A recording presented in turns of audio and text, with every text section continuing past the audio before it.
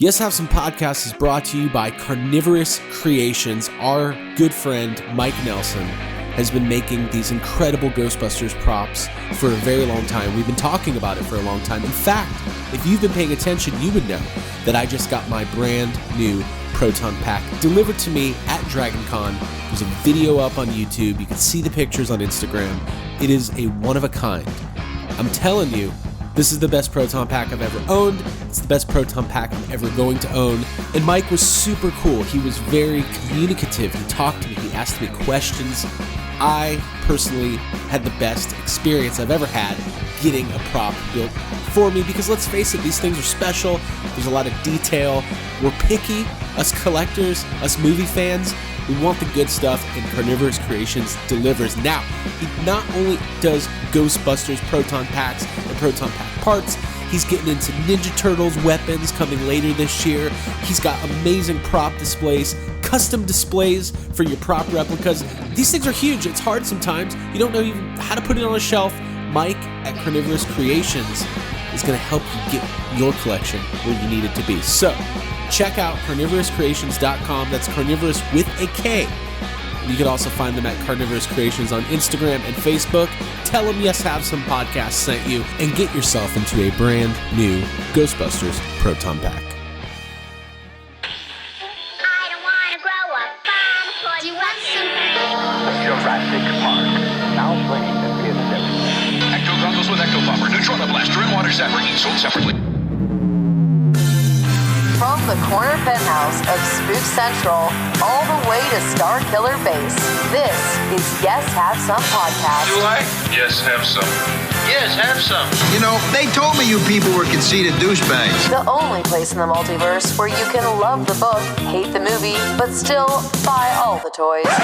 I'm afraid you're just too darn loud. I'm not looking for a friend. I'm looking for a Jedi Master. What? Please remember to hold on to your butts and get ready to get stressed. With your hosts, Craig Goldberg, Abigail Gardner, and Jacob Walsh. Here we go. Hello, everybody. Welcome to Yes Have Some Podcast, episode 174 of 176. That's right. We're almost done. We've got 2 more to go. That's it? And that'll be it. We're done. Limited edition. We've always planned to go to 176 and stop. Yes, that's always been my plan. I'm sorry to just tell everybody today. Okay. All right. I'm going to start a spinoff. Yes. We're going to rename the podcast. It'll be called We Had It. We Had Some. Yeah. We had some enough. podcast. We're done. Hey, Jake, are you here? Whoa.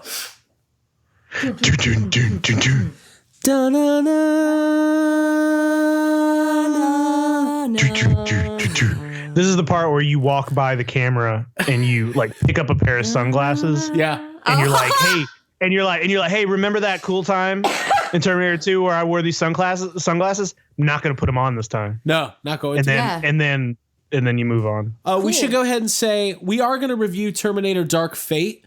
Probably throughout this whole pod. It'll be a Intermittent multi-part segment. references. Review, as we want to. make fun of, tear apart, whatever. We're going to spoil it pretty heavily. Yeah. Or very Spoiling it. heavily. So, beware. Yeah. Right? Yeah. I hope Craig, they're aware. I want to say I hope you've seen it, but you know. What are you doing over there? I'm hot. I kind of hope you haven't because like Just let us explain it to you. It's got some moments. the whole, point of Terminator is to like save humanity. And the best way you could do that is by not watching this movie. I'll tell you what, I'm sick of my NECA Ninja Turtles figures falling over all the time. Yeah. I'm getting rid of them. Raph is face down on Shredder. It's a little too rough. It's a little too rough. A little too rough. Well, listen, everybody, thank you for joining us this week. Before we get started, I do want to let everybody know that if you like Yes Have Some Podcast, please subscribe. If you like what you just heard. If you like what you just share heard. it. Like maybe share it. I think I don't think we ask people to share it enough. We tell people to subscribe. Yes. And we beg people to write reviews, and those are all good things. But hey, maybe just like share the page. Like, Yeah. let other people know that you're listening to it. Yeah, that post I about think us. would be a very nice thing to do. That'd be like a for me. good. It's almost Christmas. That's a good deed. We should do that. Like, if you're listening, Just share it. Take Share a the page. screen grab, and then put it in your social media, and then we'll repost it. Yeah. So- Share it. Share us on Facebook. Share us, we'll share you.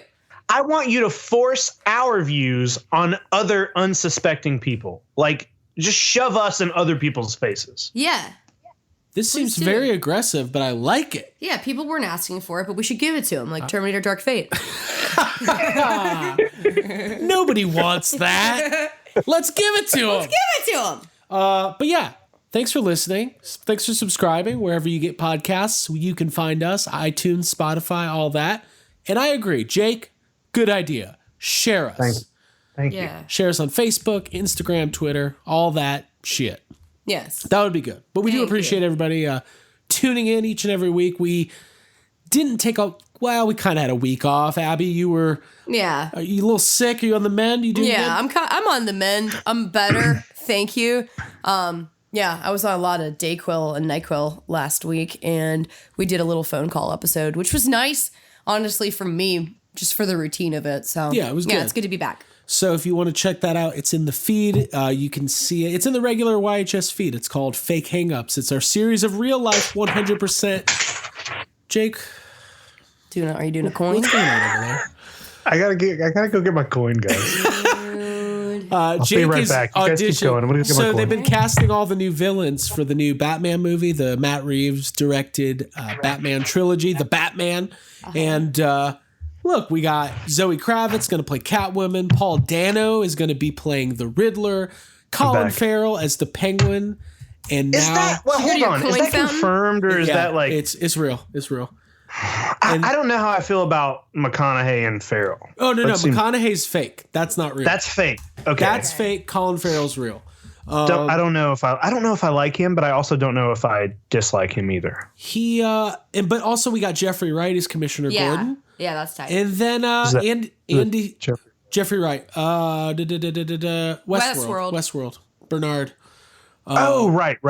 Yes. And then he's good. of course Andy Serkis as a CGI motion capped Alfred. I hope That's so. dude. Yes, he's getting all the action, and then they're just gonna put Listen, Alfred in over him. I don't know if I told either one of you this, but over the weekend, I watched The Dark Knight and The Dark Knight Rises back to back, but in the opposite order. Okay, before you go further, the reason I started listing off the cast is because Jacob Walsh is playing Harvey Dent with his fucking coin. Oh, I am. good. I tried to get a coin fountain joke in. I was talking with. Can we talk about Batman for a minute? I would I was love to talking- talk about We that. should release So- Jacob Walsh Banks from Yes Have Some for all of your coins. Continue. I'm not burning my face off. I watched The Dark Knight Rises over the weekend because I hadn't watched it since maybe it came out on DVD. Okay, so 2012. I felt it deserved another watching. You know, I was talking with you about it over the weekend, Craig, and I still cannot believe. I didn't like it when it came out. I didn't like it when I saw it on DVD, and it's one of those things where I've never liked it, and it's one of those like I haven't seen it in so long that I was like, well, maybe I should go. Maybe I will have different feelings about it. Let me refresh my memory about the things I either liked or didn't like. So I rewatched it, and then later on that night, I ended up going back and also rewatching The Dark Knight. Now, before you go any further, is this something? Has there ever been a movie that you didn't like that you revisited down the line and liked it more? Like, can you think of an example? Halloween. The original? I used to really hate Halloween, and I still don't love it, but I rewatched Halloween years ago at this point, and upon like a rewatch, I still had things about it that I think are dumb, but also like all those movies have things in them that are dumb. And I came out of it like appreciating it much more and kind of liking it. And I started watching all the sequels after that. It's still like not my favorite of, those slasher movies, but I used to really just straight up hate Halloween, and I would not want to watch it ever. Right. All right. So now we have set Revisited, the yeah. template. Yeah. And let's not go into full detail on why we were talking about Dark Knight Rises. But it came up. I want to know. I'll tell you off the air. Was it Katie Holmes? I'll tell you off the air. Yes. Exactly. Catwoman? What is it? That's what we were talking about. Yeah. I know why. Okay, got it. I thought you were trying to keep things from me specifically. Continue. The thing I wanted to bring up though is like I still hate Dark Knight Rises and I still think it's crap. But upon my viewing of The Dark Knight, I realized a couple things. One, I think Christopher Nolan just has a bad time with like figuring out what to do with characters when he's done with them. You know, like the way they dispatch Bane. They're just like they build Bane up through that entire movie. Yeah, he's like the only person to ever defeat Batman, even though this Batman hasn't done a lot. They just shoot him and he's done. And it's in the weirdest, most anticlimactic way. He's done.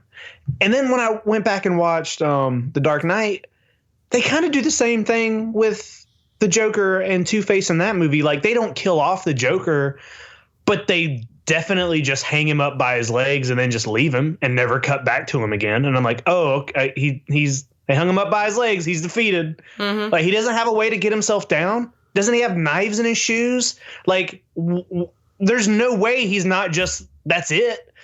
Also, Harvey Dent, he just falls off a fucking ledge.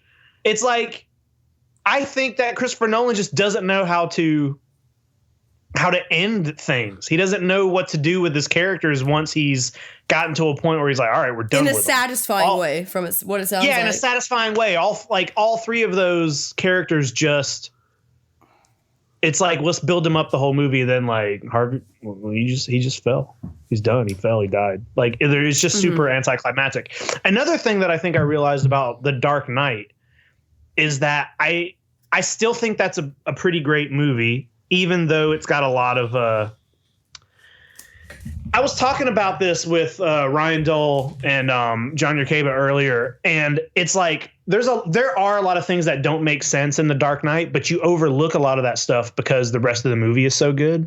Okay. But I think I realized that the whole like Harvey Dent Two-Face plot and like what the Joker like sets up, like, you find out like his whole purpose is to make Harvey Dent a bad guy, basically. And I think the whole movie hinges on that. I think that is more compelling than the Joker.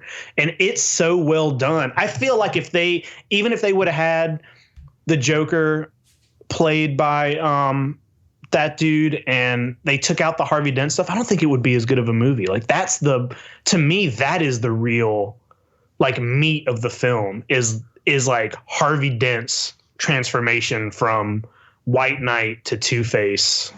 Like, that is the tragic part of the. No, I agree with that. I mean, the plot of The Dark Knight Rises is a continuation of what happened with Harvey Dent, how he was held up as a hero, even though he wasn't at the end and nobody knew that. I mean, it's weird because I really do love both of those movies. And I guess when you love a movie, sometimes you can overlook some of that stuff. Like, it's just the way it is. Yeah. Especially if it makes you feel like positively. There's things that you like so much about it that it makes positively. Positively. But yeah, it can blur your. Listen, it's like my old friend Alfred said, there's a prison in the more ancient part of the world. No. Well, let's do it. Are we doing this? Okay. Dude, I think we should do like a dedicated watching of the Christopher Nolan movies and talking about it. I do have some. I have to go back. Here's the thing. I don't care about Dark Knight's the Dark Knight. Let's talk about Dark Knight Rises. Most people seem to. Everybody generally loves Dark Knight. We don't have to. Yeah, right. Dark Knight Rises has more. Dark Knight Rises is a little bit more on the. There's dissenting opinions. Let me tell you why I like the movie. Okay. Dude, all right. First I've been dying to hear this forever. So Bane's fucking cool, dude. Because it's just like this is my line. He's like ripped, Okay. My issues with Dark Knight Rises are basically the last 10 minutes of the movie. No. The Talia al Ghul reveal and how that plays out is not great. Nope. And what you just said about Bane, I get what they were trying to do. Like, he was basically just like so in love with her and all that stuff. But it's just, I really think that movie specifically, and I don't always say this because a long movie for the purpose of being long is annoying. I think that movie probably needed to be split into two because it's really hard to tell a story of Batman getting his back broken and being taken to a prison on the opposite end of the world while Gotham falls under the spell of crime, and then Batman returning in like 30 minutes. It's super fast. Yeah, it's 2 hours and 45 minutes long. And dude, it could have been two movies and ending with a back breaking and then like but it also or it also just could have had some stuff cut because I remember before that movie came out getting excited that that Matthew Modine was going to be in it. Because I really like him, and they were like, Matthew Modine's going to be in Dark Knight Rises. And he is, but his character is so underdeveloped and randomly placed in there. And they'll cut to him. Like, they tried to make a point to give that character a plot line, but it seems so pointless. It's like, he's like a jerk. Do you know which character do you even remember who he is? Is he the senator who like... He's a cop. He's a cop, but he's like a jerk, and he's always talking shit about Commissioner Gore. He's like, he's the guy who's like, they're going to get rid of Commissioner Gore. Like, and then he, whenever the whole thing happens, and the cops are like, kind of rising up.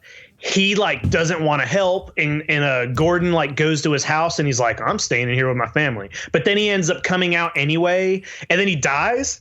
It's like it's like he's supposed to have this kind of like arc where he's a jerk, he's a coward, but then he stands up to Bane in the end and then just gets killed off screen for it. And it's like they just cut him out completely. It's pointless. It doesn't matter to the entire plot. And there's like multiple things like that in the movie. They just don't need to be in there. So my biggest issue with it, like, I really like Joseph Gordon-Levitt in that movie. And it's very obvious, like halfway through the movie, that you're like, oh, this is Robin. It's so painfully obvious. And I hated the way at the end it was like this little tongue-in-cheek, like don't say his name was fucking Robin. He should be like, oh, my real name's Dick Grayson. Like, it's like a little thing. It's a little thing, but it is annoying. But I do love that. Here's the thing, though. I really like the Dark Knight trilogy as a whole. I have a strong bond with those movies. I rewatch them all of the time, or fairly frequently. I think Anne Hathaway is really good in that movie, and I think Tom Hardy's really good in that movie, and I think Christian Bale is really good in that movie. Like, there's a lot of really great performances that I think, some of the story stuff might not be. Yeah, I think Tom Hardy's good as Bane. Yeah, I like Anne Hathaway. I like Anne Hathaway, and I don't think her as an actor is particularly bad, but I think the role of Catwoman is very poorly written. It's also like, what was I don't even know. There's so many the things that are the plot things, the timelines are really weird, and having like, to me, like having Batman, like he hasn't been Batman for 8 years. And then they like specifically say that he hasn't been Batman since Harvey Dent. So that's 8-year span. Right. Batman. So how much time is in between Batman Begins and The Dark Knight? Because at the end of Batman Begins, they find it's probably like less than a year. Yeah, so isn't that kind of weird that Batman becomes Batman, and then like less than 2 years later, he's just like, I'm done. I'm so done being Batman. And then when we cut to him 8 years later, he can't walk. He's like you were barely fucking Batman. You fought the Joker. Batman. He fought the Joker and Ra's al Ghul, and Ra's al Ghul was like his first. Like that was day 3 of being Batman. You know what I mean? Like, what the fuck? Like, he's barely Batman, and we're supposed to believe he's this like hardened old cripple. No, it just doesn't. Like, none of that shit makes sense. Like, it's all weird. I will give you that there's some of this movie sucks. Dude, this movie sucks. This movie I can't say that because I really love it. Do you ever have a movie though, like real talk? Do you ever just have a movie that in spite of its flaws, you're just like, I love it? Like sometimes you just have that. And like we've been talking a lot about like, Twister and Congo. I don't know. Probably. Like, I mean, I'm sure that they're... I think part of it is like... Because you're so enamored Hello? with the... Can you hear us? Hello? Hello? Did we lose you? Hold on. Matthew Modine. He's gone. Well, let's keep talking. He'll be back. I have nothing. I bet I didn't know we were going to have an impromptu Dark Knight discussion. What I'm saying is sometimes you just love a movie. Yeah. And even if it like... Sometimes the performances you can fall in love with and enjoy watching, or they can move you, or you can relate to characters or something. I can understand that. Exactly. Hey, let's try to get Jake back. Yeah. On.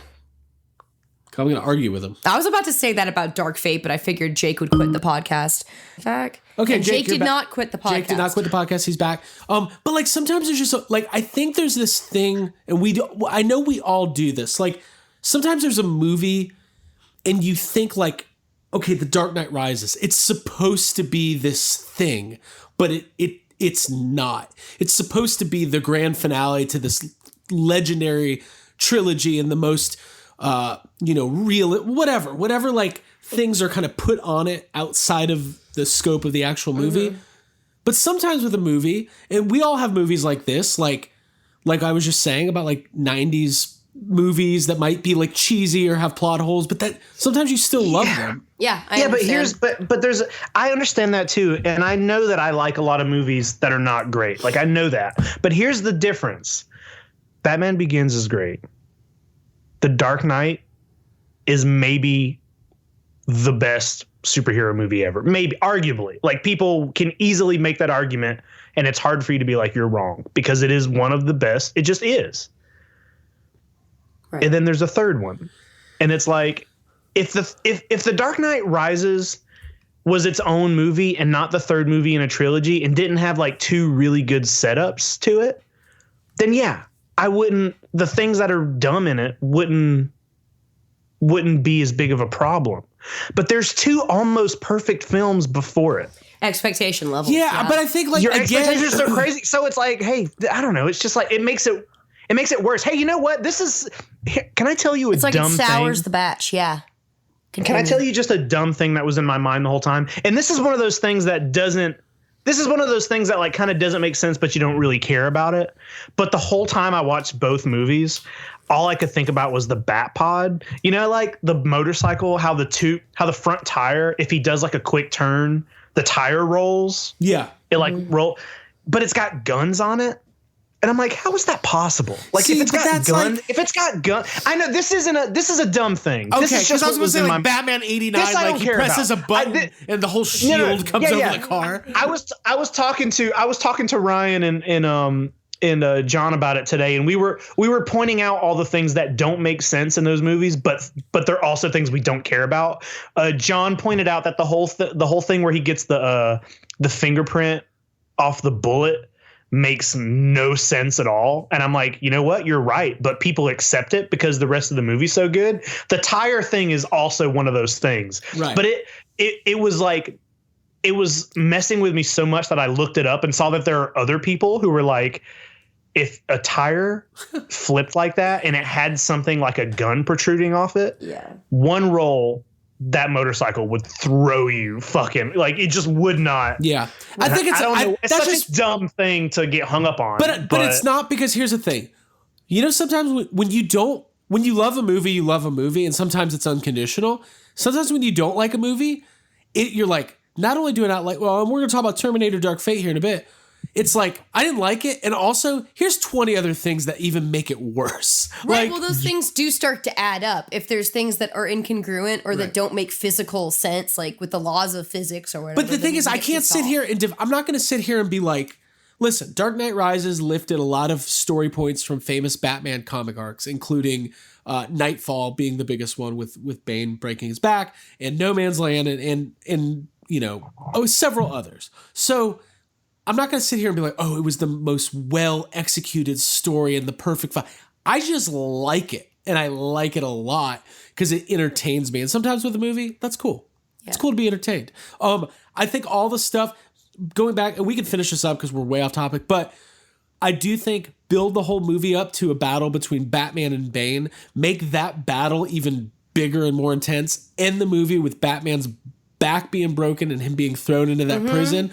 1 year later, you have a whole nother movie of the first half of the movie is Batman recovering while Gotham falls apart, and you can have all this whole rogues gallery taking over Gotham. And like some of the stuff they did, like with Scarecrow kind of being the judge, jury, and execute, like all that, those were like cool concepts that didn't get a lot of screen time because there was just so much packed in to that whole movie. And listen, YHS didn't exist in 2012, so sometimes we have to spend 40 minutes reviewing all the fucking It's okay. movies. People want to hear it. It's great. Yeah.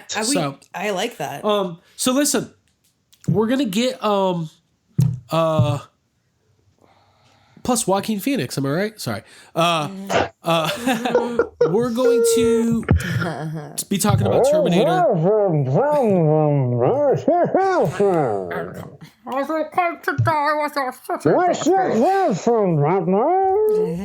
want to know I got these scars?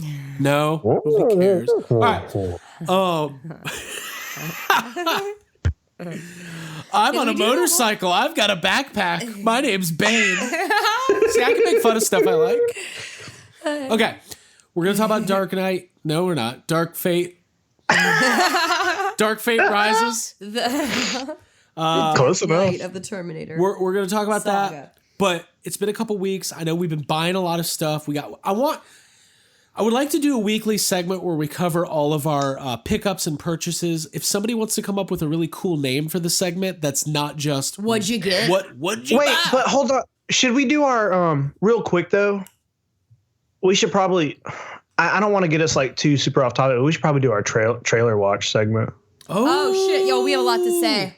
First of all, there's you a lot. talking about the Ghostbusters 2020 trailer watch? Yeah. Here's the thing.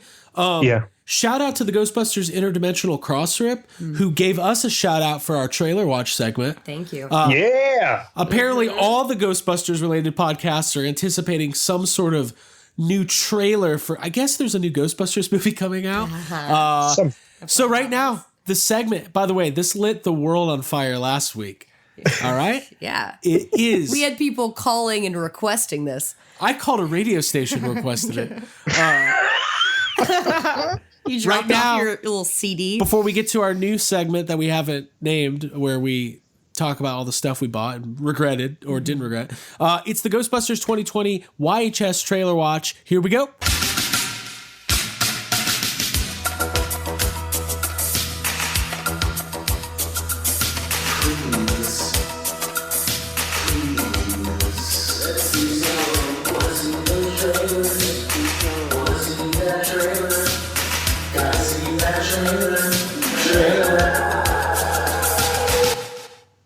All right. Thank you very much, everybody. So, you've heard this music, right? You've heard the song. Let me ask you the question. Is the Ghostbusters 2020 trailer out? No. No.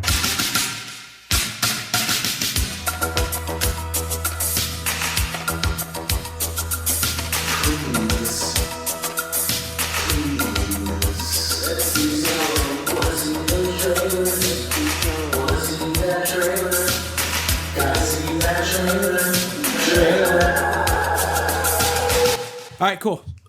So we will keep everybody updated, though. We will find reasons to play that song as much as possible. Oh, want to see that trailer? I should do a live version. Yeah. You Dude, just did? YHS in concert? I've been waiting for it for a long time. Growing up in a fishbowl. Jake plays the coin. Jake plays the coin. Jake on coin. Oh, yeah, all of our songs. On the coin. Jake. Abby on the desk. Knocking shit over. All right, so let's talk about this. I know we've been buying a lot of stuff. Jake, you took to the YHS Instagram today, which is at YHS Podcast. Give that a little bit of a follow. And share it. Share it. Don't just follow it, share it. Like, share. It's Thanksgiving almost. You know, share. By the way, Dr. Sleep comes out tomorrow. Yeah, I know. I'm looking at it advertised on every website on my computer right now. And I'm very stressed because of circumstances, I may not be able to see it tomorrow night in theaters. So I'm going to have to probably see it Friday morning. And I don't know how I'm going to go to bed. So like not a real fan then. Jake, I know. That's fine. I'm ready to quit my job. Like, if I have to see this movie tomorrow night, I'm ready. Did you see that Stephen King? I just thought. Hey, Jake, real quick, before we get to our purchases. It's okay, Abby. It's all right. Before we get to these purchases. Hold on. Hey. You're talking to someone who had to get the original first edition of Cujo mailed to her because I couldn't read the fucking paperback. Because I needed the original. Wait, hold on. I respect Stephen. Why couldn't you read the paperback? Because I don't like it. Because it bothers me. It's not because you didn't care about it and you just left it in a hotel somewhere because you're not. That was stolen from me. Some the book thief went to my car and rifled through it and stole it. The people know about my break-in at the Embassy Suites in Orlando. God, I love the thought of somebody who broke into 20 cars in a bunch of hotels was just like, oh, I'm taking this Cujo. I'm going to take this. That's amazing. Like they're educated enough to know that it's worth some money or they're interested. Yeah, it's worth $20. Some reading. It's like, all right. I'm just imagining, hold on. It's the two guys from Batman 89 and they're rifling through all the stuff. Hey, American Express. That ain't the king. Hey, like, no, it's the first edition. Wait, dude. They're reading Cujo, and they're like, well, how did Cujo get the rabies? And he's like, well, it ain't no bat. Oh my God. Yeah, I've always said he's just like Bruce Wayne. Yeah. Ever since I started reading it. That ain't what I heard. I heard the bat got him. You should have took a gun on the kid, man. I feel better about having my car broken into thinking it was those people. Hey, mister, give me $1. So, yes, they stole your first edition of Cujo, but now you got either that or it was left in the hotel under a pillow or somewhere. Either way, yeah, I had to get... You left it under your pillow. That's the more likely scenario. Hoping that the Stephen King fairy would come and bring you a present. Yeah, give me like a better copy. But the one I got, by the way... You wake up and there's a rabid dog in your bed. Fuck, dude. Hey, but listen, real talk, Stephen King said, and thank God for this, that Dr. Sleep redeems The Shining. Yeah, okay, hold on. I can't wait to hear Jake's thought. Jesus Christ. Let me talk about Stephen King for a minute. I love Stephen King to death, but also I don't know if he has something in his contract or just something. Maybe it's just the fact that he loves what he does and he just loves that people make. I have heard him talk about before that he does not care about adaptations. He loves them no matter what they change. The only adaptation he has ever talked shit about is The Shining. That's the only one. Arguably the best adaptation. And if he wants to talk, I think that Stephen King has every right. I think Stanley Kubrick's The Shining is a masterpiece. It's beautiful. It's a really weird adaptation of the story, but it is an adaptation of the story. But I believe the writer of the book has he has a little bit of, if he wants to be mad about it, then he has every right to. But also, Stephen King has not said a bad thing about any Stephen King-based movie ever. And there are some really bad ones out there. Mm-hmm. So, whenever a new movie comes out and he gives it his praise, to me, that is not enough. That's not saying anything because he gives his praise to all of them. Right. Having said that, we're all going to be seeing Dr. Sleep and reviewing it next week. Yeah. Stay tuned for more from Yes Have Some Stephen King podcast. Okay, cool. Let's talk about what we got. I just want to do that Bane voice some more. Cool. Talk about your Congo toys on Instagram, but as Bane. Cool. I got some Congo toys. I got the whole collection.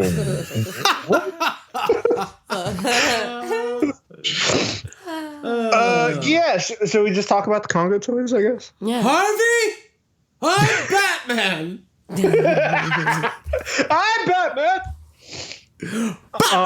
My last thought on Dr. Sleep. Can I even say it? It's not a spoiler. I'm Batman, you excited say? to see why Stephen King thinks that. This fucking week. I have a feeling there's going to be some Wendy Torrance stuff that maybe. Whoa! I can say Wendy. I can say your name. I have a feeling there could be something. I don't know that they. That's redemptive. It's not a well, I mean, it's not like a secret that there is a Wendy Torrance cast, so who knows in what capacity she's in it, but she's definitely in it. Yeah. Cool. Back to Congo. I'm excited about Dr. Sleep. Yeah, we're all over the place. Holy shit. Yeah. We should change from... Well, it was that sick lineup that you gave us in a text that had like 3 sentences in it. YHS to ADD. YHS DD. Hey, if we want to get more off topic, I braved... Do you know how brave I am? You know what I did today? Tell us. What'd you do? I went to Popeyes and got a chicken sandwich. Dude. And I lived to tell the tale. Yeah. Because people... Is that still a thing? There were cops there. I didn't go with Craig. You haven't heard? I was taking a nap. They brought it back. I don't. It came back. Oh, yeah, you don't give a fuck. It came back this Sunday, and yesterday in Maryland, somebody was stabbed and killed. Whoa! Yeah. Over chicken? Like, were they aiming for the sandwich? That makes... that's a lot of violence. I was just trying to cut my sandwich. I was trying to cut it in half. Okay, cool. Yeah, I had the sandwich. Great. Was it worth it? Was it better than Dark Knight Rises? Is it any different than any other fried chicken sandwich that you've ever had? It was pretty damn good. But here's the thing, I didn't. Yeah, but isn't every chicken sandwich pretty damn good when you're eating it? Most of them are good. I've had a bad one, like at school. Mm-hmm. Sure. Mm-hmm. All right, Jake, let's talk Congo. Yeah, you talked about it a couple weeks ago. You were getting into these figures. What's the update? All right, so I have been. It's kind of perfect timing, honestly, because I started, I think it was probably 2 weeks ago, maybe 3 weeks ago. I just started we talked about it on the show where Congo and Twister both have always been just some of my favorite films, but for some reason lately, they both kicked up for me. And I decided, you know what? I'm going to get this Congo line. So I did. And I bought the whole thing. I bought the entire Congo line. It's not a very big line. It's 9 figures, and then there are 2 vehicles. And I just got the last vehicle in today. It took me a little bit longer to get the last vehicle because there are less of them around, and the prices on the vehicle was a little higher. It's a higher price. Which is it? The Net Trap? The Net Trap. It's the bigger. There's 2 vehicles. One's kind of small. The Net Trap is just a repainted Jurassic Park Series 2 figure. It's either a Jurassic Park or it's the Lost World Jurassic Park. It's like the same vehicle. It's just repainted. But yeah, it's the bigger of the 2, and the price on it goes a little more. But it came in today. I also figured out just by doing some eBay searches that Fujifilm did a mail away for an exclusive Congo figure. I think they used to do that a lot because Fuji did a there's a Ghostbusters 2. Yeah, Ecto the Ecto 2 that came with it. Yeah. They definitely did. So I found out that was a thing, and I picked one of those up. And it looks. I haven't fully inspected it, but I think it's just the same as one of the other figures, but repainted. It's like a repaint. Okay. But I got the entire line. I've also bought some other random. I've gone full in on Congo. I have bought a handheld game. I bought a watch display that I ended up getting into a little bit of an eBay dispute over and leaving some bad feedback. I bought a collector's cup with Amy's head. That's all you get. We got to hear the story. I want to hear about So I ordered. Okay, so Burger King did Congo watches, and there were 3 of them, and I found somebody selling the display where it's Congo movie, $159 with purchase of food, and it has the little clear plastic window with the watches inside. They had a best offer thing, and I sent in an offer. I waited a whole day, didn't get a response, and then I just bought it outright because it was a pretty good price either way. A couple days go by, no shipping information, and then I get a message from the seller, and it was hey, this is damaged. I'm just going to refund you. No. And I was super annoyed. And I was well, how did it get damaged? I sent them a message. I was damaged how? Can you send me pictures? Are you still sending it to me? Let me see it. I was don't refund it yet. I want to see it first. Because I was if it's just a little damage, whatever, I'll take it anyway. I figured there's not a lot of people out there selling Burger King Congo watch displays. and I fucking want it. Yeah, so, take what you can get. Yeah, it's not So like then- another right. I send them, like, I'm on my phone when I get that message from them, and I send them that message immediately. Another day goes by, my money gets refunded. Another day goes by, and I'm like, they're not even going to reply to my message. So I gave them some bad feedback. Like, I didn't like, I was honest about the feedback, and I didn't give them like the worst feedback you could give them, but I just said what happened, and I was like, that's kind of a crappy way to. Yeah, they were. It's a purchase tease. They were 100% lying to you, by the way. What do you mean? You think they never had it to begin with? Or? They had it. They just probably figured out a way to sell it for more somehow. And they just lied to you. Got it. Yeah, it was just annoying. But anyway, my depression for not getting the watch display just caused me to buy other Congo stuff, and I still have a couple things coming in. I have I don't even remember. I have bought so much Congo shit. Yeah. You got some. Abby's got some feelings. I've got some thoughts because I know you bought something that I had my eyes on, which is the Amy with the backpack. That's like the stuffed one that there was only one of. I did, but listen, Abby, No, I I'm had not gonna my eyes listen. on it first. You know what, Jake? I will trade you one Ray Bradbury dinosaur book for that I think you might want. I'm so Hell sad. no. Dude, I was messaging Craig all my eBay pictures of the Congo stuff that I was looking at, and that plush Amy, I was the exact same one you were looking at. And I was like, my birthday's coming up. Continue. So that Amy, that specific one, as soon as I found that, like I found that the day that I started buying the Congo toys. And as soon as I saw that was a thing, it's not a part of like the Kenner line or anything. It just is a plush. It's like a good size plush. It has a backpack. It's got the no fear patch on it. The gloves. It's got the little glove. And I'd seen there's a couple on eBay. They're all kind of expensive, and a lot of them are either missing the backpack or the packaging. I found that one specific one that is complete, has everything. And they had it up for $15 starting bid, but the shipping on it was $65. And I put it in my watch list, and it ran out, and nobody got it. And I was like, I'm not going to bid on it with $65 shipping. Yeah. So the minute it ran out, I was watching it when it ran out because I wanted to see if anybody was going to pick it up. Nobody did. So I messaged that eBay seller, and I was like, hey, I was watching your Amy. It's sold. I want it, but your shipping said $65. And I tried to get him to come to I was like, if there's a certain price you want for it, let me know, and I'll just pay you for it. And he told me, I'm going to put it back up later this month. And then so I waited. I kept checking. I had that listing saved in my search. It popped up. I was like, okay, this is the same guy. $15 starting bid, $65 to ship. So I messaged him again. I said, hey, why is your shipping $65? And he realized, I ended up kind of helping the guy out. He realized he had done something wrong, and he didn't know that the shipping was like that. And I'm like, that's why nobody first of all, there's not a whole lot of people looking for this, but nobody's going to pay $65 Just shipping. you and your very close friend, Abigail Gardner. Yeah. There's two people looking for it. But after that happened, Craig sent me the listing, and I called you, Craig, and I was like, I have literally been talking back and forth with that guy about that specific one for a week now.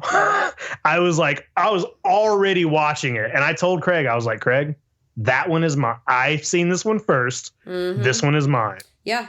Okay. I'm just going to wait till my birthday for you to, hey, give it to me. All is fair. All is fair. You're going to wait for your birthday to be very disappointed? Jake, this is what I propose. Yeah, you're not getting Similar it. to Just Big let you Daddy. know. You're not getting it. Shush. I want to have a custody battle because Let's talk about between the two of us, I think you'd be a good father, but I think that I should have her on weekends or holidays at least. No, father's rights. I learned all about it the last couple years. Okay. We did talk about cutting wrestling promos though, where I talk about how I'm going to come for the plush Amy. Definitely should. Nothing's gonna stop me from getting her. Yeah. Hey, man.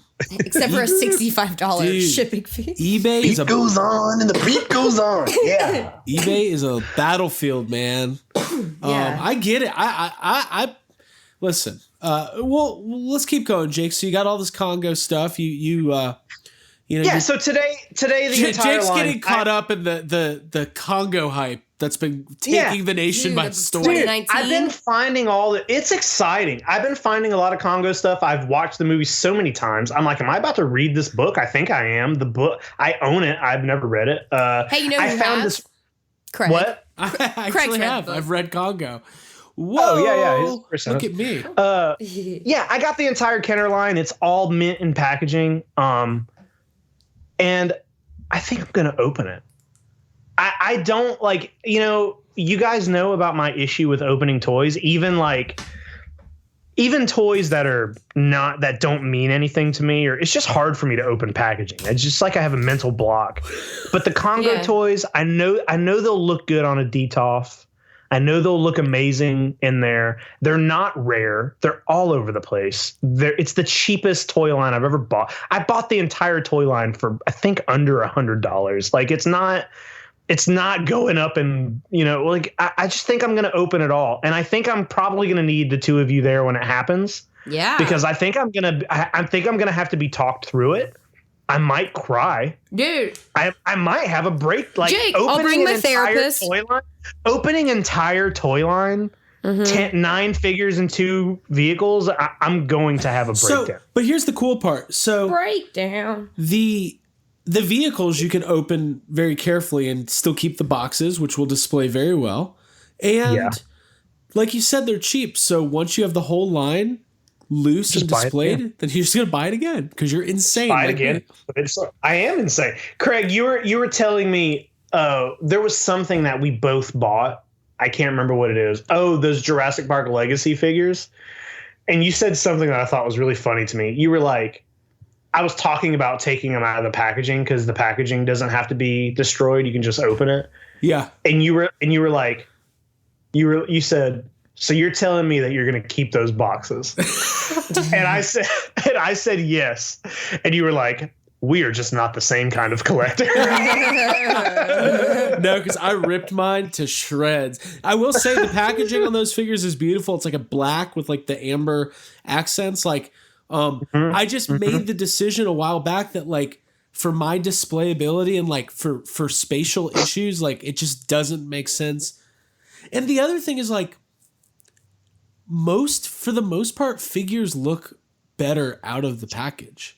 Yeah. For the most part. Not always, but for the most part. Yeah. You can appreciate things, I think, a little bit more, especially with the way that you have the shelves inside DTOFs and everything. Hey, what was that DTOF meme going around that you told me about? Dude, someone put it in group therapy about like someone's son being named DTOF because he's like, why is my sister named Daisy? It's like, because your mom loves Daisy. And then he's like, well, what about me? And it's like, be quiet, DTOF. I love that. So I think I'm butchering it, but it's funny. That's really funny. Yeah, dude. I'm thinking about naming my son DTOF.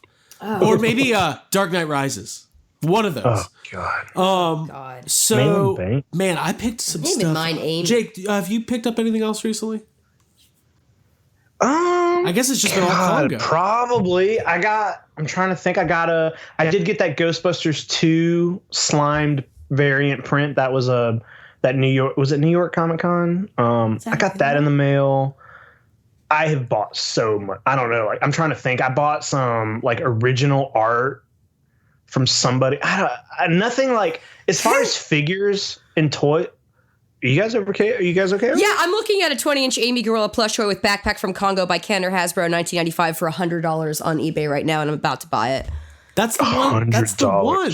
That's the one. It doesn't even have the. Is that complete? It doesn't have a package. It looks like it's out. Well, you should go to Etsy and look for the production used Amy mask. Wait, I see what you're looking at. Okay. That is the one. Okay. That's the same one. It has the backpack, but it doesn't have the hand. It doesn't have the glove or the packaging. Oh. I actually also had the thing up because I was like, let me just buy this for Abby. Oh my God. I was going to buy you the Congo toys too. That's so nice. I wasn't gonna buy shit for Jake, anybody. our problems could all be solved if we just traded toys, like regularly. It's like you have this for a little while, then I'll have it. So, well, I've gotten some stuff since our last episode, so let me run down this real quick. What you got? So, guys, something happened.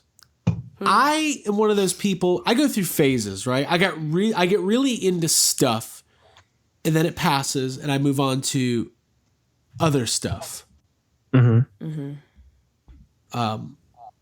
So I thought Power Rangers would be over by now. It's not. I still love it. I don't think it ever ends. I think you just like it becomes a part of you, and then you add a new part with a new interest. I mean, because you bought these Rocky figures, and you told me you're like, spoilers, mother of God! I know you're going into that. You didn't know I was going to talk about. I was going to make a point about how you made a big statement about how my Rocky phase was over, and I was like, no, it's not over. I've just moved on to other things. It's always present. So let me talk about Power Rangers real quick. I've been watching it. I watched the movie, the old, the second movie, the Turbo, a Power Rangers movie. It's Turbo. I watched a lot of or that, as I too. called it, Turbo, a Power Rangers movie, a Star Wars story. And it was terrible, and I loved it. And my girl was in it. Amy Jo Johnson. Yeah, and then they also have a kid Power Ranger who's like Justin. 10. Yeah, he sucks. John Yerkaba was telling us how when that show started, the fan base was very upset about Justin becoming a Power Ranger. Because he's a kid. But he's a kid who's driving a vehicle. Fuck also, him. He doesn't deserve it. Hey, also, when he becomes a Power Ranger, he's the same height as everybody. Yeah. He gets tall. I love the idea of he's him. got Power Ranger. He's a Power Ranger. He grew 4 inches. So let me tell you what I picked up. I don't know if I mentioned this. I did get the Power Dome. Or as Ryan Dole referred to it. Zoltan. Zoltar. Jordash's Power Castle. Yeah. So I got the Power Dome complete. It's beautiful. I got some figures for it. Did come with Alpha 5. It really is cool looking. I really like it. It's a cool little play set. And then I was at Dave's Comics. You guys know Dave's Comics. We know Dave. We know about Dave. We know about his family of employees.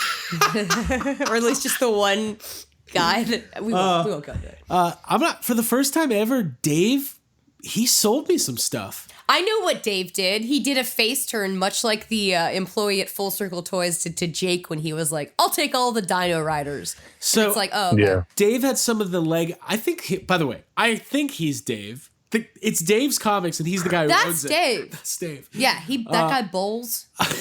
It's definitely So Dave. I got 3 of the Legacy Zords. So for those who don't know, over the past couple years before Hasbro took over the license from Bandai, there was this Legacy collection for the Power Rangers line. This stuff was very available at Toys R Us.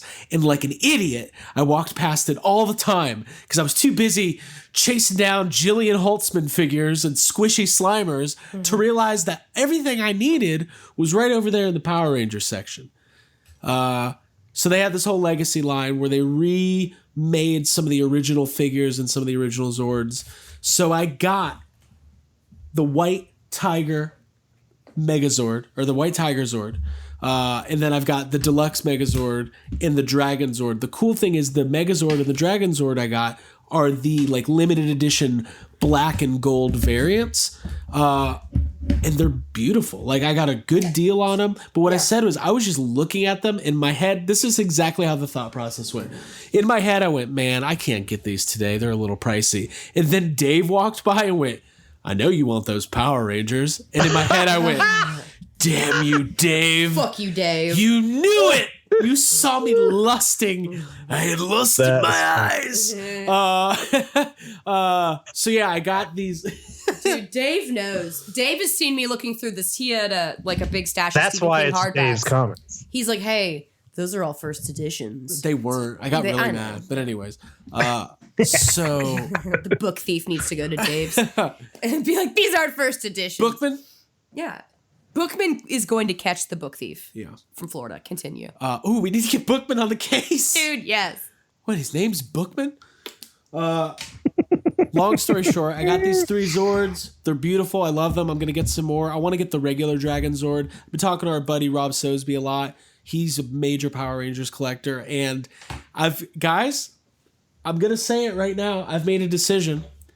If I can shave off about 15 pounds, 20 to 25 pounds, 30 pounds. Yeah, I'm right now. I'm like Elaine with the sponges right now. I'll take the whole case. I think I want to do a Power Rangers costume for Dragon Con. Dude, Oh. Now, which one though? Because I myself have Justin. Okay. The child. No, I'm just kidding. And then I'll be like the evil Amy Jo Johnson with the red eyes. Yeah. It's like kind of hot and bitchy. I listen. Is any of this going to happen? No, of course not. I could be selling all my Power Ranger stuff a month from now. I'm a fucking loose cannon. I'm wild like that. Yeah. But I Please really don't sell it. No, I'm not. I love these I figures. don't want you to. But yeah, I don't know who I would do. Maybe Billy. He's the brains. Jason is the brawn. Tom. I like the Green Ranger, but I'm not Green Ranger material. I know that. And a lot of people that dress as the Green Ranger. Is the Green Ranger kind of the Heath Ledger Joker of the bunch when it comes to costuming? Yeah. Okay. I could go somewhere. We don't have to. But Jake knows what I'm thinking right now. I know exactly what you're thinking. Yeah. I'm not going there. I don't need to pull out a flute and be like, whatever.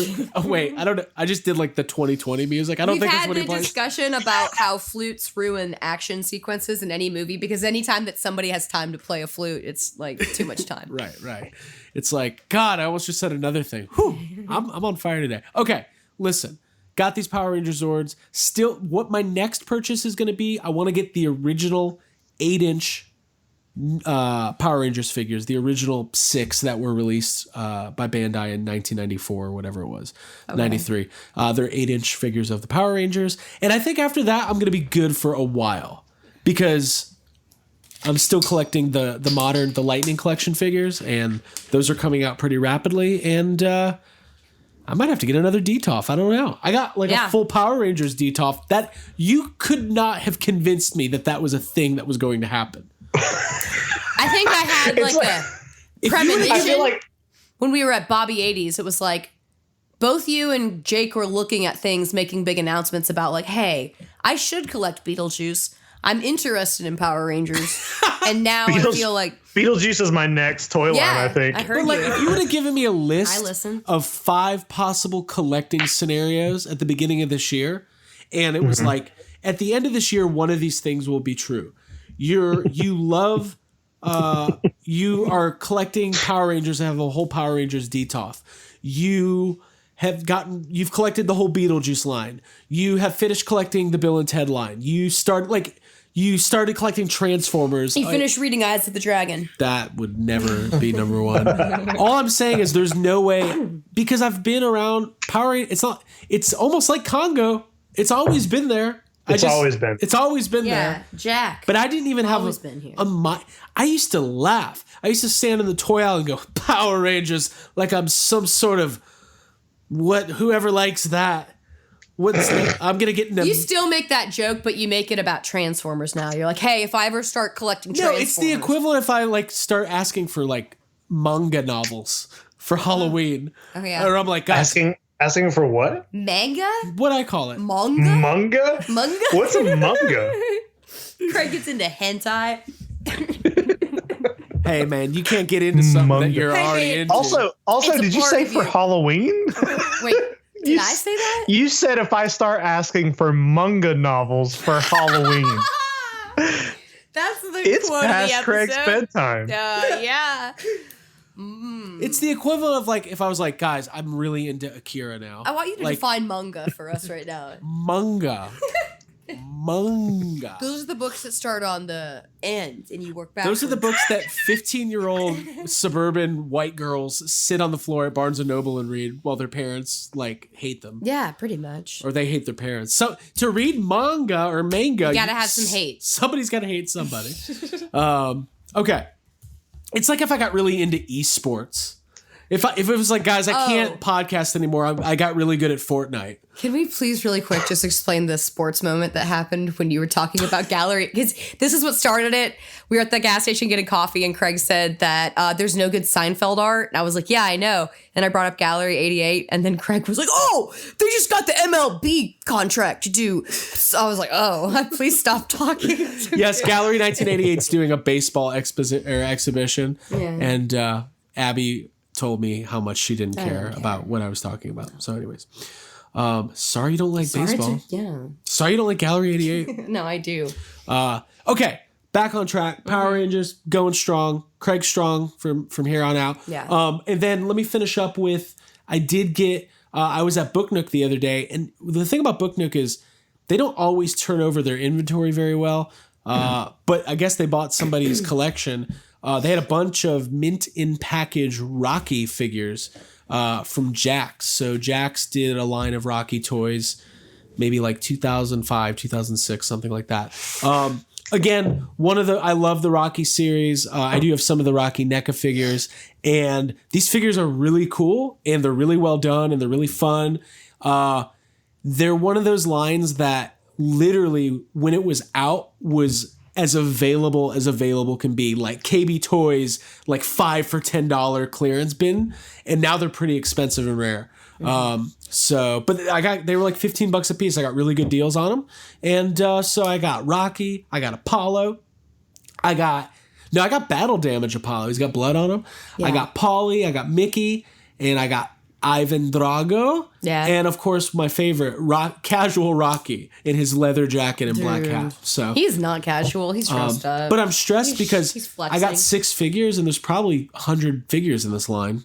So wow. Yeah. I was stressed because there wasn't an Adrian figure, which is there one that there's one a that couple exists? Adrian figures. Well, I need them. All right. Okay. There you go. Cool. There it is. Very cool. There's somebody in Columbus, Georgia selling a bunch of them for a good deal, and I thought about driving there this weekend to buy them. Okay. It's like 2 hours. Jake, have you ever driven 2 hours for toys? No, I have not. Wait, maybe? Unless you consider and count all of our vacations. Every time I come to come to Atlanta, it's like, I mean, I know you guys are there, but like toys, you know? We're going to a toy show, by the way, to let everybody know. We will be in South Carolina at the Retro Toy Con in a couple weekends. So come on out. Say hi. We're not guests. I'm promoting it like we're guests. No. Say hi, but also don't fucking talk to me while I'm trying to get a deal on a toy. Yeah, I'm like, all right, let me read the information. It's the Retro Toy Con at the Embassy Suites in Greenville, South Carolina. We're going to be there signing from 10 to... We're going to be there signing our credit card receipts. Damn it, Jake. I went right there, too. That's great. It's so good. Yeah. All right, cool. I'm excited. Anything else? We're an hour in. Do you want to start this Terminator review? Let's fucking get this Terminator shit. Jake, will you do the music again? Let's do that again. Okay. Let's do it.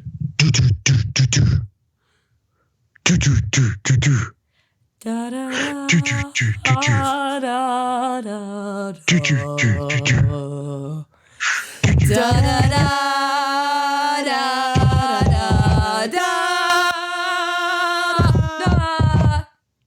Dun dun dun dun dun. Terminator sucks. I've never seen anyone like you, like your kind. Oh God. Almost human. All right, I feel do it. bad, but let's do it. May as well Round table. Abigail, Round thumbs it up, out. up, thumbs down, or thumbs in the middle. My thumbs are up. I'm confused about what I got one up and one down, and one around Mackenzie Davis. Oh. In a hug, like congratulating her for her performance in the role. Sure. Of Grace. You all right over there? Yeah, I'm good. Dude, you look like me around a White Ranger figure. Dude. Just sweating. Yeah. Whew. Getting, whew. Yeah, no, I give it I'd probably give it one thumb up. Yeah. What? Like a 1.5. Well, one of my thumbs is shorter than the other, so both of them. That's true. A lot of people don't know that fact. A lot of people don't know I've got a weird thumb. It's small. Let's talk about it. Would you like to? I don't know much about it, actually. Sure. I'd like to learn about it. Why is one of your thumbs weird? I think, well, for one, I used to suck my thumbs, and specifically this one for a long time, so I thought that's what that started has the growth. nothing to do with No, it. it's a birth defect. No, I have met people who have the same thumbs as me, and I'm like, oh, hey, cool. And I always put my like thumb right up Maybe to you guys theirs. are all related. Yeah. Maybe your That thumb would be smoked. cool. And it Thumb stunted its brothers. growth. Yeah, specifically my thumb was like a rebel, and it smoked a lot of cigarettes and didn't grow up right. I can't feel my extremities. What extremities? All right, let's do it. Terminator, Yeah. Dark Fate, the 6th movie in the Terminator franchise. This is the direct follow-up to T2. Ignore Salvation, ignore Genesis, ignore Terminator 3. I was already doing all of those things. I like this is where we are in the movie world, in the film industry. Terminator 3 is no longer the follow-up to Terminator 2. It's just... Movies don't just come out, they cancel and erase history. Terminator 3 is the first movie of that franchise. Yep. You're right. Yeah. Terminator 3 is a standalone film. Yeah. It is. You don't need to see the other ones. Jeez. Okay, let's talk. We don't need to talk about Genesis and Salvation, all that. Dark Fate, directed by Tim Miller, who did Deadpool, produced by good old Jim Cameron.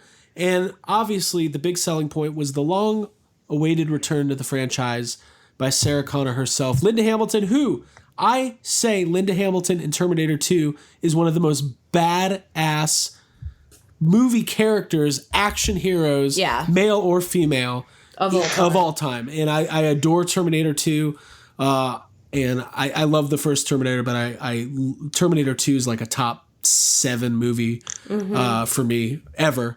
And so that's where I stand on the franchise. It's been kind of not great since then. So this is going to be the big return. Mackenzie Davis is in this as Grace, who is a future soldier, augmented, part machine, who is sent back to protect Danny, who's kind of our new John Connor character. Who plays her? I want to give a proper credit. We're getting there. Danny. She doesn't deserve it. I just want to... Where's the goddamn click cast? I'm trying. Click cast. I'm trying to. Natalie Reyes is Danny Ramos. Okay, so the movie opens up in Mexico, and it's a thrill ride right from the beginning. Is it? Let's talk about what everybody wants to hear about. We are going to spoil the shit about this. The movie opens with Linda Hamilton from Terminator 2 doing her monologue, which I think is Shakespearean. I think it'll go down in history. The old, if you're not wearing 6 million sunblock, you're going to have a really bad fucking day. I love it. Yeah, I love it too. Because I also personally love the stuff where she's institutionalized in Terminator 2. That's the stuff I really connected to. And I loved watching her break out in that movie and like be right the entire time. She does a really good job delivering that. Her acting chops are like very much on point in Terminator 2, which is why it's good to open Dark Fate with that, because it gives you high hopes. Like, oh yeah, this is what this movie is all about. No. And then you move on. I disagree. Okay. Continue. No. Fine. I disagree because hold on. I agree with everything you just said. I was going to say it sets you up and to makes open you Dark Fate with that.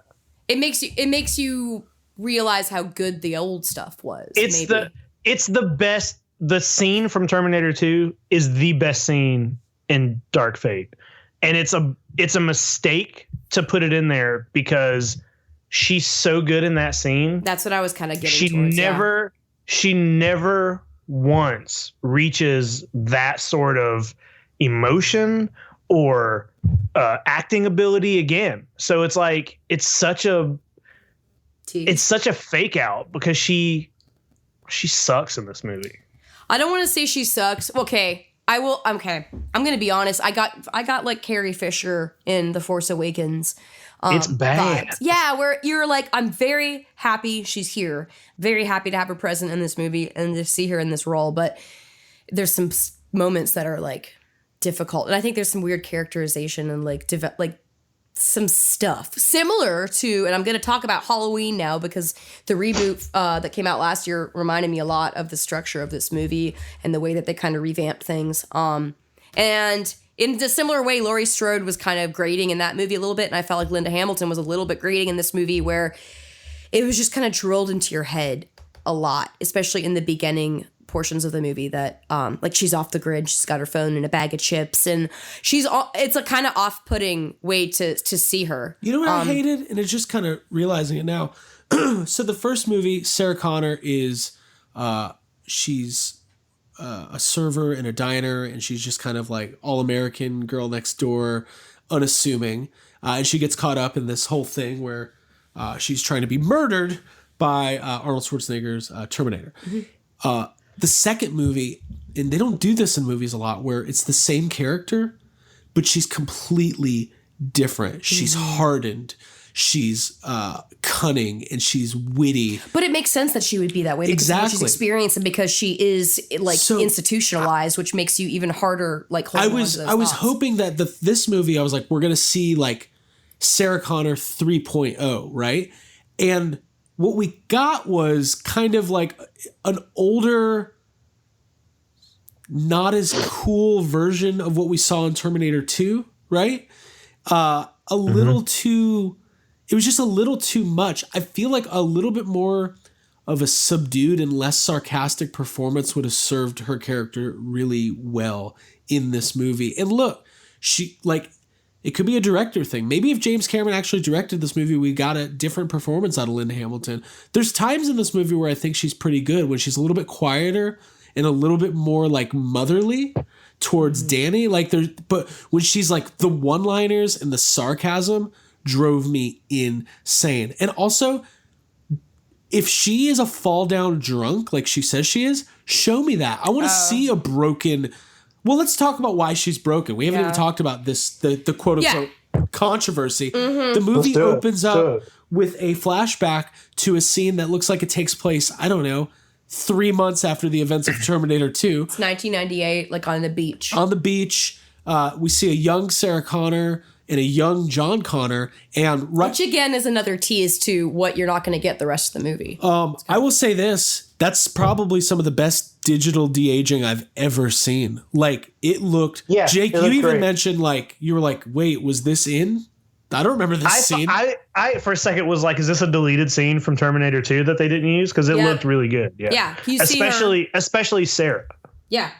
You see her sitting and looking towards the bar, where then you see a very perfect young Edward Furlong, John Connor. I thought it was really good. Are we to believe that after Terminator 2, John Connor traded in his fatigues and his baggy pants? Dude, he's got vacation wear. Yeah. Like, he's like, I'm with my mom now, hanging out at the bar. Probably going to get a virgin daiquiri. Probably going to meet a girl. And boom, Arnold shows up dead. So here's the story. When the Terminator was sent, when the T-1000 was sent back to kill John Connor, there was other Terminators sent back to different timelines. This Terminator was sent back a year later to kill John Connor. And we see a young 12-year-old John Connor shot dead in 1998. And that's kind of how the movie kicks off. Yeah. What did you guys think about that? I mean, it upset me. It was hard to watch. I looked at you and I was like, that's fucked up, is exactly what I said.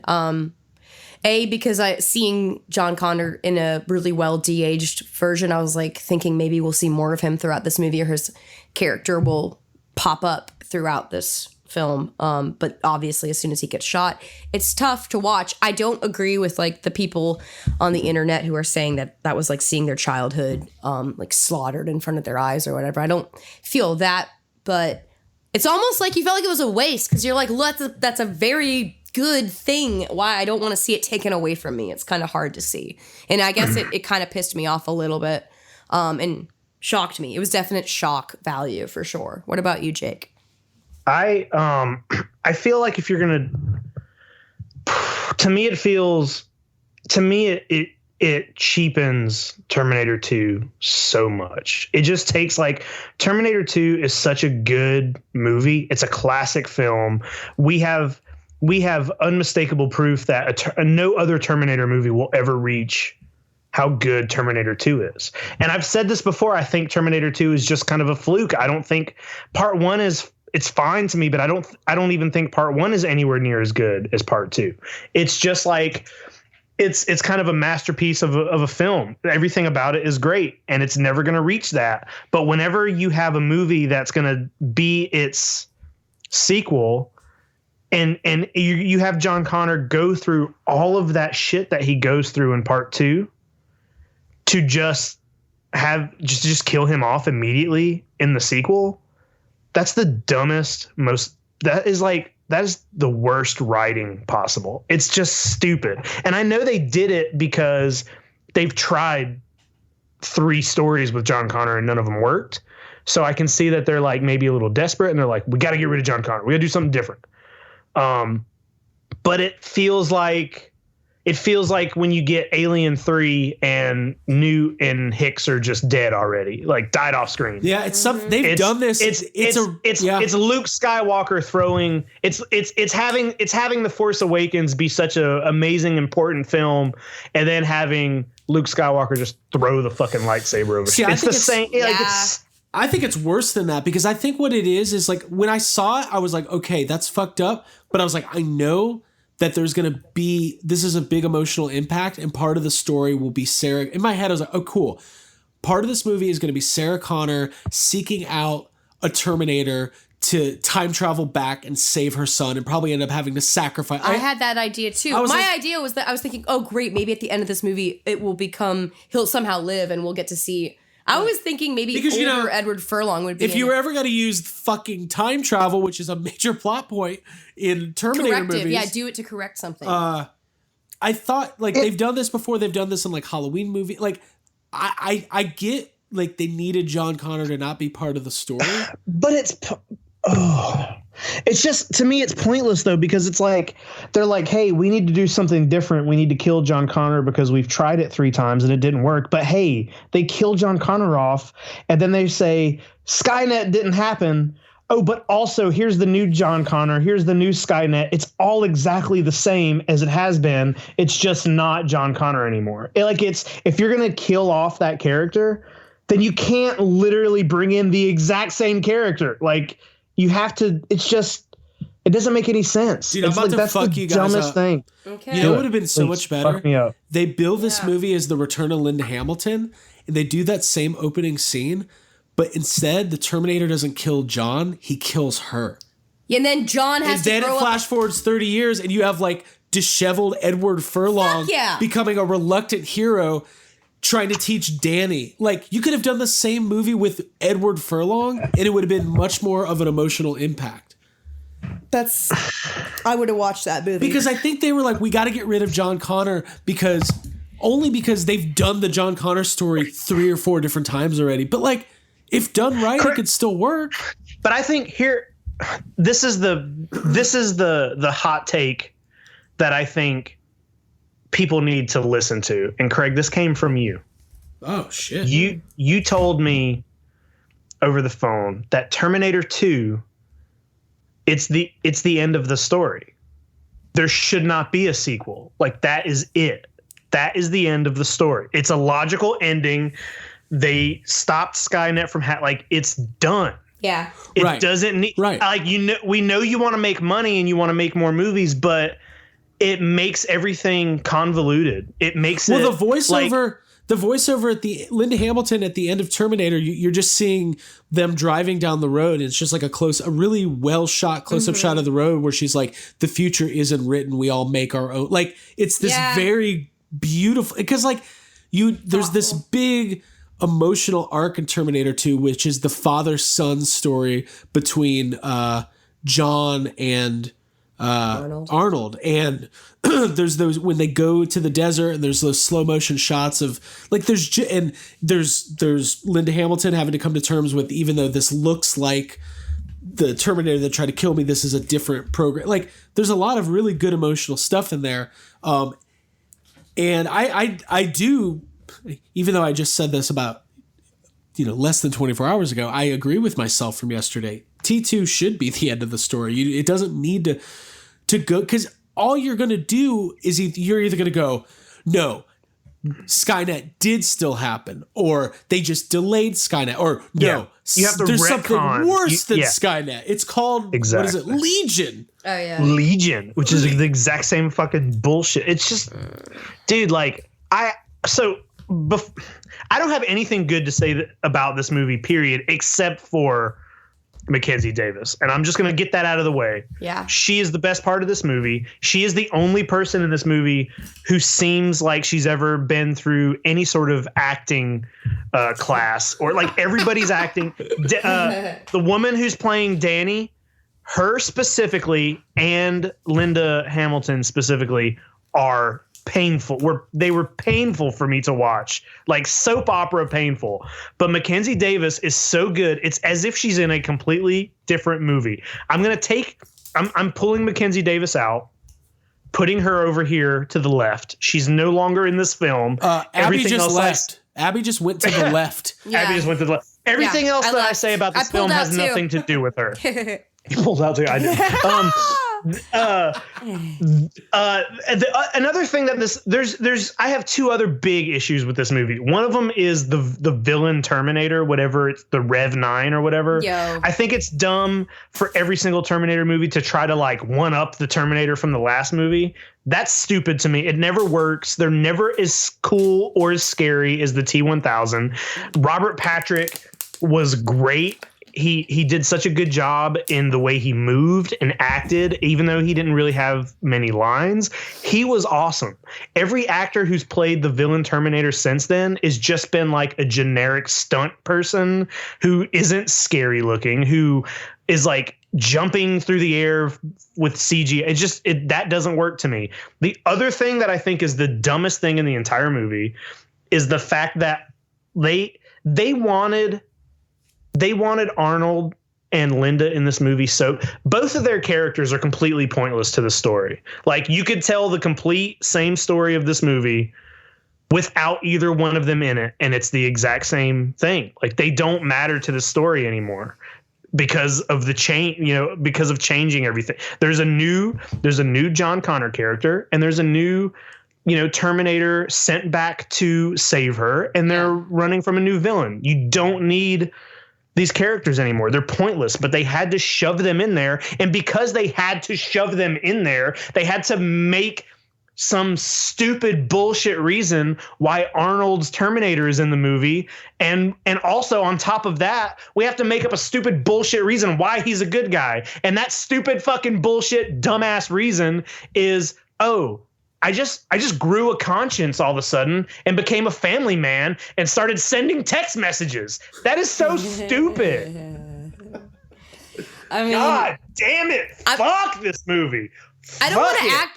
I didn't love that stuff. I did think that Carl was funny, Arnold Schwarzenegger, like when he's talking about the curtains and the drapes and stuff. And I'm not going to, it's similar, like, okay, cool. I'm glad to see a piece of something I love back, but I did not, just like you, Jake, think that storytelling was compelling or believable. That's the worst, right? Like, that is the dumbest writing device. Like, can you imagine the writer's room where they're just like, how do we got to think of a way to get Arnold back? What if they wanted, he just grows a conscience? Yeah, well, they wanted to have that be a big point of contention and like a forgiveness arc between Linda Hamilton or Sarah Connor and him, because she has to forgive him, and then they play up to that. But it's very heavy-handed, especially with like the action where it's like, Arnold saves her in that last sequence in like the third act of the movie. Then she has to whatever. So very much like Genesis, and it probably they want you to have emotional weight when you see him be like ground up to bits in the end, because you want to be like, he's got a son now. But fuck that. That's stupid. It's dumb though. Like, it doesn't. You're not going to get more emotional than the T-1000 lowering into the fucking whatever, the molten magma at the end of T2. You can't. Magma. I got sad when I saw him in the magma. God damn it. That's pretty good, Bane. Sorry, Carl. I want to see Dr. Evil in a Bane jacket. Look at me. That'd be cool. Gonna take over the world. Okay, listen. Okay, hold on. Genesis sucked, right? But there was parts of that movie that I thought were interesting. I thought the most interesting part of that movie was a young Sarah Connor being raised by the original Terminator. They don't explore it that much. It's kind of in the background. And I was like, well, that would have probably been the better movie. At least it would have been new and different. I thought the better movie to make here, if you have to bring back Linda Hamilton, is that, this Terminator came and killed John Connor. She has been hunting him down. And since you can do digital de-aging, show me a movie that takes place over a 25-year period of Linda Hamilton, Sarah Connor attempting to hunt down the Terminator. Like make it, make it about Skynet and all that shit. Just make it a character-driven story about her. Like if to me, that would have been more interesting than shoving her into this movie. Either her trying to go and kill him or trying to bring him back. Yeah. It makes absolutely no sense that the Terminator would even keep functioning at that point. Like, don't you think if they sent a Terminator back so Skynet sends a Terminator back to kill John Connor, and their plan for after he kills John Connor is to just leave it there and let it do whatever it wants for the rest of humanity? No, it would either have some sort of travel back, or it would just be like an automatic shutdown kind of. Like, it's so dumb that it would just. It's like we're programming hide and live in America. We're programming the T-800 to go back and kill John Connor in 1998. What is his mission afterwards? Just hang out, kind of get off the grid a little bit. Yeah. Get some shorts, some cargo shorts, and just like have a beer for some reason. I think it's really tough for this. So it's tough for the franchise, right? Because Arnold is the face of the franchise. So the one movie he wasn't in was Terminator Salvation, where there was like a CGI version of him briefly, and everybody was like, I think that's the best way to do it, though. I think they needed enough faith in this new story. And I do agree that they could have done this movie. If they wanted to show faith in the story, then they should have elaborated the flashbacks to when Grace met what's her name's character, Danny. That should have been the entire movie. Exactly. Like, Grace is like.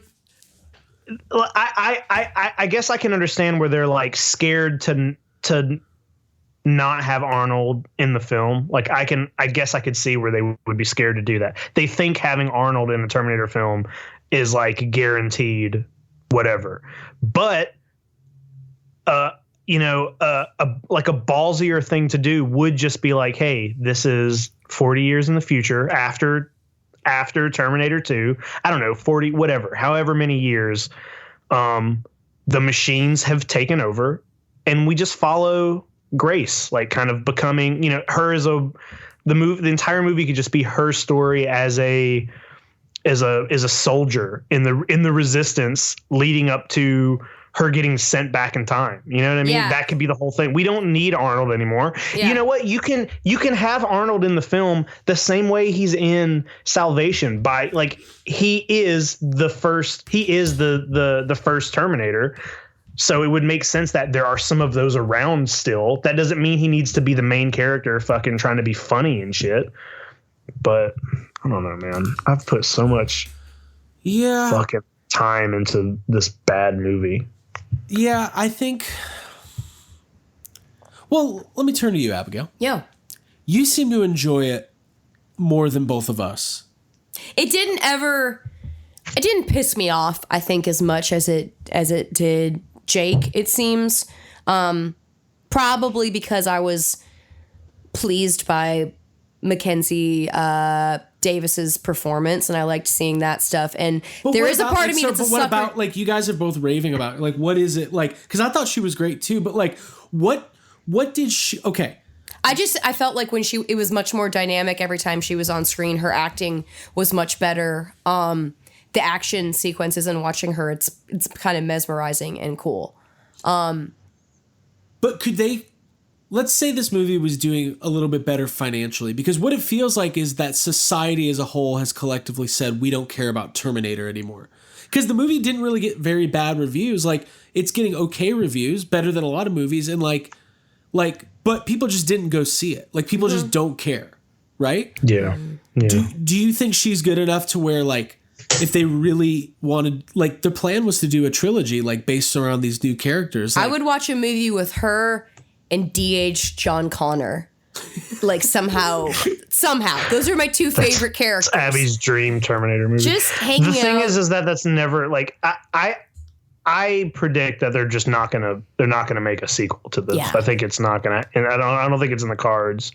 I think the reason she's so good, and I don't know why she's so good, and she's just good. She just is she's just the only believable person in it. It's like when she's panicking or when she's the fact that she has a breakdown and a weakness in those moments. I enjoyed those scenes, like when she's going into the pharmacy and like has the gun and all that stuff. Her like, there are a lot of times where Danny is just like, well, why don't we just do this? Or why can't we go here? Or why can't we do this?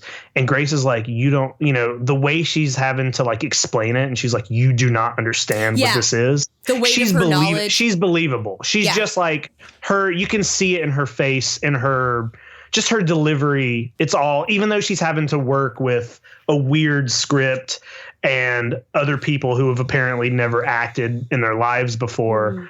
She's believable. You know, it's funny. The first two Terminator movies have kind of this horror element to it. The first one, you've got Arnold, who's just like this slow moving cyborg who's like the scariest thing you've ever seen in your life. And then the second one, Robert Patrick, is even though he runs and stuff, he's like a quicker, but still like this just kind of like, you're right, ominous. dude. He owns the screen, and it's that scary. stuff. Like if you think about the scene where the guy, he's like disguised as the floor in the jail or whatever, and that, and also the scene with the milk carton, like that that's straight out of a horror film for sure. And Sarah Connor stabbing with a pencil the doctor in the leg, like that shit's that's horror level. Yeah, so. There's nothing like that in this. There's more action. This feels like 90s cheeseball action. Similar to Terminator 3. And I think that's a problem. Like I feel like the one thing that everybody has missed the boat on in every Terminator sequel since Terminator 2 is that it's supposed to be scary. The story is supposed to be, you woke up this morning thinking you were going to have a normal day, and then everything changes and you find out this extremely heavy information that not only is your family being killed and there's somebody trying to kill you, the future of the world, right? The balance of humanity rests on your shoulders. We see how Linda Hamilton processes that information in the first movie. She doesn't handle it very well. Yeah. And in the second movie, she's losing her mind and talking about sunblock and looking at the kids on the swings. And there's that feeling of like, this is desperate. Right. But at this point, John Connor's given that information, but he's just a 12-year-old kid. And like, he processes it in a way that how will, my mom's crazy, but whatever. I'm supposed to be some big shot hero, but I just want to like steal money and smoke cigarettes. God, I love him. And in this movie, this girl, Danny, is supposed to play that character, and she sees her brother and her dad killed. She just seems kind of like, it just doesn't work. It's like she has to keep rolling. The story keeps rolling. And whenever you see the Terminators out, like in flashbacks, it doesn't feel nearly as threatening. I don't know if that's because of how many storylines and how many other Terminator movies have made us kind of numb to it. Well, what I said yesterday was I don't want so what's the Rev 9. The Rev 9. So cool. So first of all, there's that character Rev in Remember the Titans. Yeah, and there's a car called the RAV4. Yeah, it's just not a good name. It doesn't sound good. I don't want my Terminator villain to be a fucking gymnast. I don't need him to split into two and do 3 backflips. Like, that stuff is not interesting. I want my Terminator villain to be indestructible and scary, and every time you beat him down, he gets back up and comes at you harder. And that's what I want. And I just, in this movie, there's some good action sequences and the stuff in the airplane and underwater. It feels big. There's some tender moments too, and I like some of that. But then it doesn't feel, again, none of it feels grounded in any kind of reality. Like in Terminator 2, you get these big set pieces where like they're in the lab and all the police show up and there's like this big gun battle and like it's violent, but it doesn't feel like grotesque, like over the top exploitive violence. It's just violent. This feels like they were like, hey, how many times can we say fuck just because it's an R-rated movie? And we want to let people know that Terminator's R-rated again. It's like, you're cool. You're missing the point. It also, Terminator's also something scary. And it's like, it's better. It's scarier when you have like, when the T-1000 has like, you know, he gets his like pointy arms and he's like stabbing people, but it's like a slow stab through the face with the milk cart, like pulling, like that reveal of the knife through the dude's face with a milk carton. Mm-hmm. It's so like such a slow pan and it's such a slow scene and it's terrifying, as you know, compared to in this movie where it's like the Terminator is just like, it's constantly stabbing people and it's so just CGI driven. Like, you know, there's that scene where like the cops are like trying to hold him down. Yeah. And the spikes are just like popping out of them because he's just stabbing them all. I'm like, this looks so dumb. Like, this is so cheesy. Like, this is so it's so less scary than just the one slow, like seeing a dead person. Like, this is just, it's just bad. It just looks. All the body count, it's expendable, and you don't care anyway because you don't like those people because they're fucking. And I get it. Patrol. They want it to be a legacy reboot. They wanted to tell a new story while continuing the old one. They wanted to be The Force Awakens, but let me tell you what, Danny is not Rey. It's not Daisy Ridley. That's not the reluctant hero being thrown into a story that's much bigger than her. Like, that, it just didn't work. Yeah, they're trying to follow the outline template from other movies. And in a way that the whole kill box thing at the end, that reminds me so much of the Halloween reboot with like getting Michael Myers down into Laurie Strode's like special basement. And hey, also, hold on.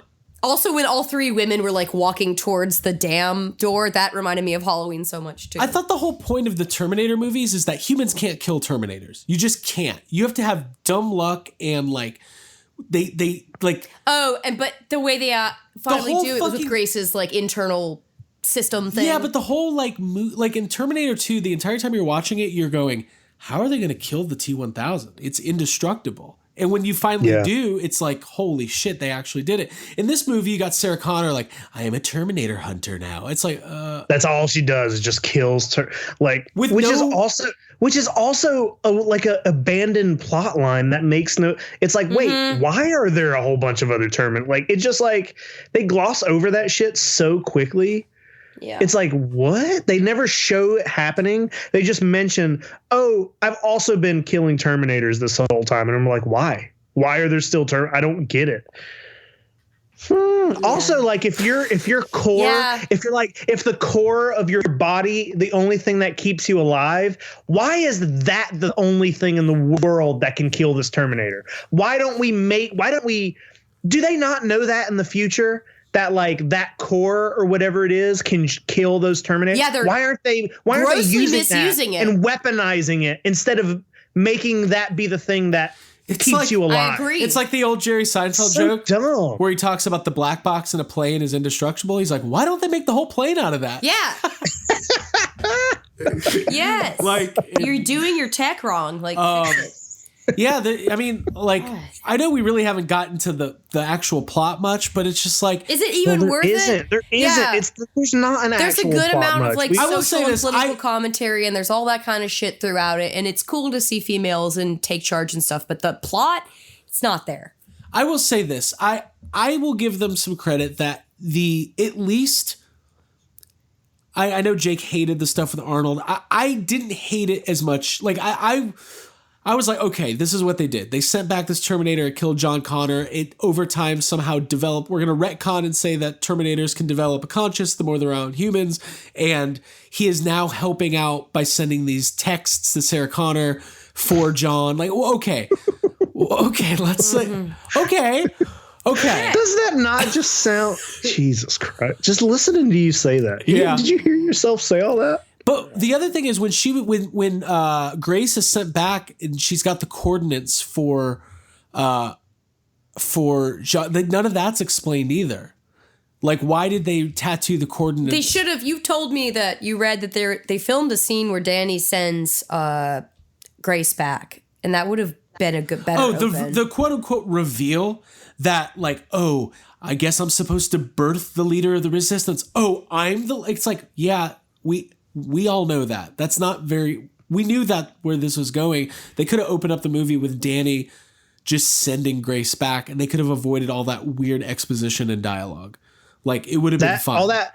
All that weird exposition and dialogue, like the fact that they wanted to hide that Danny is the leader of the resistance, kind of develops a little bit of another inconsistency, because it's like, because you want to do that, that means we have to have this character kind of be dumb the first half of the movie, or be very like, you know, once it gets to the point where they reveal that she's the leader, then her character is completely different, and she becomes like a badass all of a sudden. She's not a bad. She's just like, she like taps into her future consciousness. She's just like, you know, the woman in distress for the first half of the movie, and then after they reveal that, then she's like, they show that she has she's the a potential. badass Terminator killer, and I'm like, this is not.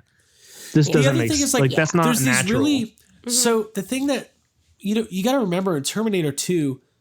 We're introduced to Miles Dyson, who works for Cyberdyne Systems, who basically is the father of Skynet. And we learned that Skynet is developed. This technology is discovered from the remnants of the Terminator from the first movie, where they've got the arm and the chip. And it's like, there's a very heavy, like almost philosophical weight to those parts of the story. And none of that is here. Like, all of that is stripped away. And then, like, that's why I kept getting annoyed every time I heard James Cameron say, like, we're getting Terminator back to its roots. It's going to be a white knuckle thrill ride nonstop. And I'm like, there is so much there's so many scenes in T2 that are like quiet and dialogue driven, and the story moves at a really like, it's like, I don't want that. I don't want Mad Max, the Terminator movie. The shit I love from Terminator 2 is watching Arnold and, John Connor going back and forth and their dialogue. And it's a shame because, like we've said a million times, Mackenzie Davis was great. And for the first time, like in 20 years, they gave us a new character in the Terminator series that had like some emotional weight and some potential. But she was stuck in a bad movie. Yeah. So it kind of sucks because like they tried it in Terminator 3 with like Claire Danes and she sucked, and Nick Stahl as John Connor sucked, and they tried to do just a future war movie with Christian Bale, and like people weren't that into that because they wanted to go back to Terminator's roots. Mm-hmm. And then they tried Terminator Genesis, which was like, I always think there's a movie between Salvation and Genesis, but there wasn't. And Terminator Genesis was all over the place where they recast Sarah Connor, and it's like John Connor is now half cyber. It's just like, holy shit. Yeah. So I get trying to go back to the roots. I don't fault them for trying to like, hey, we're going to wipe the canon and we're just going to go, this is going to be a follow-up to T2. But then they just kind of try to remake some weird version of T2 and hit all the same beats, and they failed real bad. Yep. I think I came out of the movie, and it kind of goes back to the Dark Knight Rises thing from earlier. I don't need a movie to be, I didn't need this movie to be T2. I just want it to be fun and entertaining. But there's some head scratchers in this movie. Mm-hmm. Yeah. You can enjoy the ride of a movie that you have like not quite as much investment in maybe, or maybe that ties back to a movie you do love. And it's kind of fun to see those characters back on screen, but it disappointed on so many levels. Yeah. I don't want to like, I didn't go in this movie with any sort of high hopes for it. Like I think I've mentioned it multiple times when we've talked about Terminator. I think Terminator 2 is the only good. I don't even like the first one that much. And even I like Terminator 2, but it's not like, it's so far gone at this point, even not counting Dark Fate.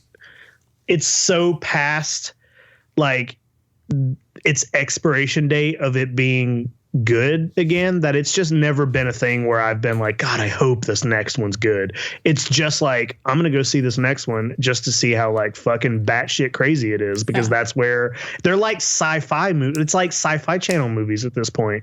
So like, I mean, we saw how, but like the trailers for this were fucking crazy. Like, it's like they weren't great. The trailer is an accurate. The trailer is an accurate representation of this movie. It's fucking weird and bad. Okay. So I didn't go in like. Go ahead. I was just going to say, like, let's wrap it up. I mean, I've got a couple prompts for you guys for things to talk about, but do we have anything else that we want to get off our chest? But like, hey, still go see it, check it out for yourself, decide for yourself. If you love it, that's great. But like, it's to me kind of, I think it's better than Genesis, but that's not saying much. I think I like Terminator 3 more than this movie. I'd have to go back and rewatch that, honestly. I rewatched Salvation recently, and there are things in that movie that also like make me scratch my head and make me wonder like what the fuck they were thinking. But also half of that movie I think is pretty good. The half where Christian Bale's screaming at people on set. Yeah. I'm a fucking professional.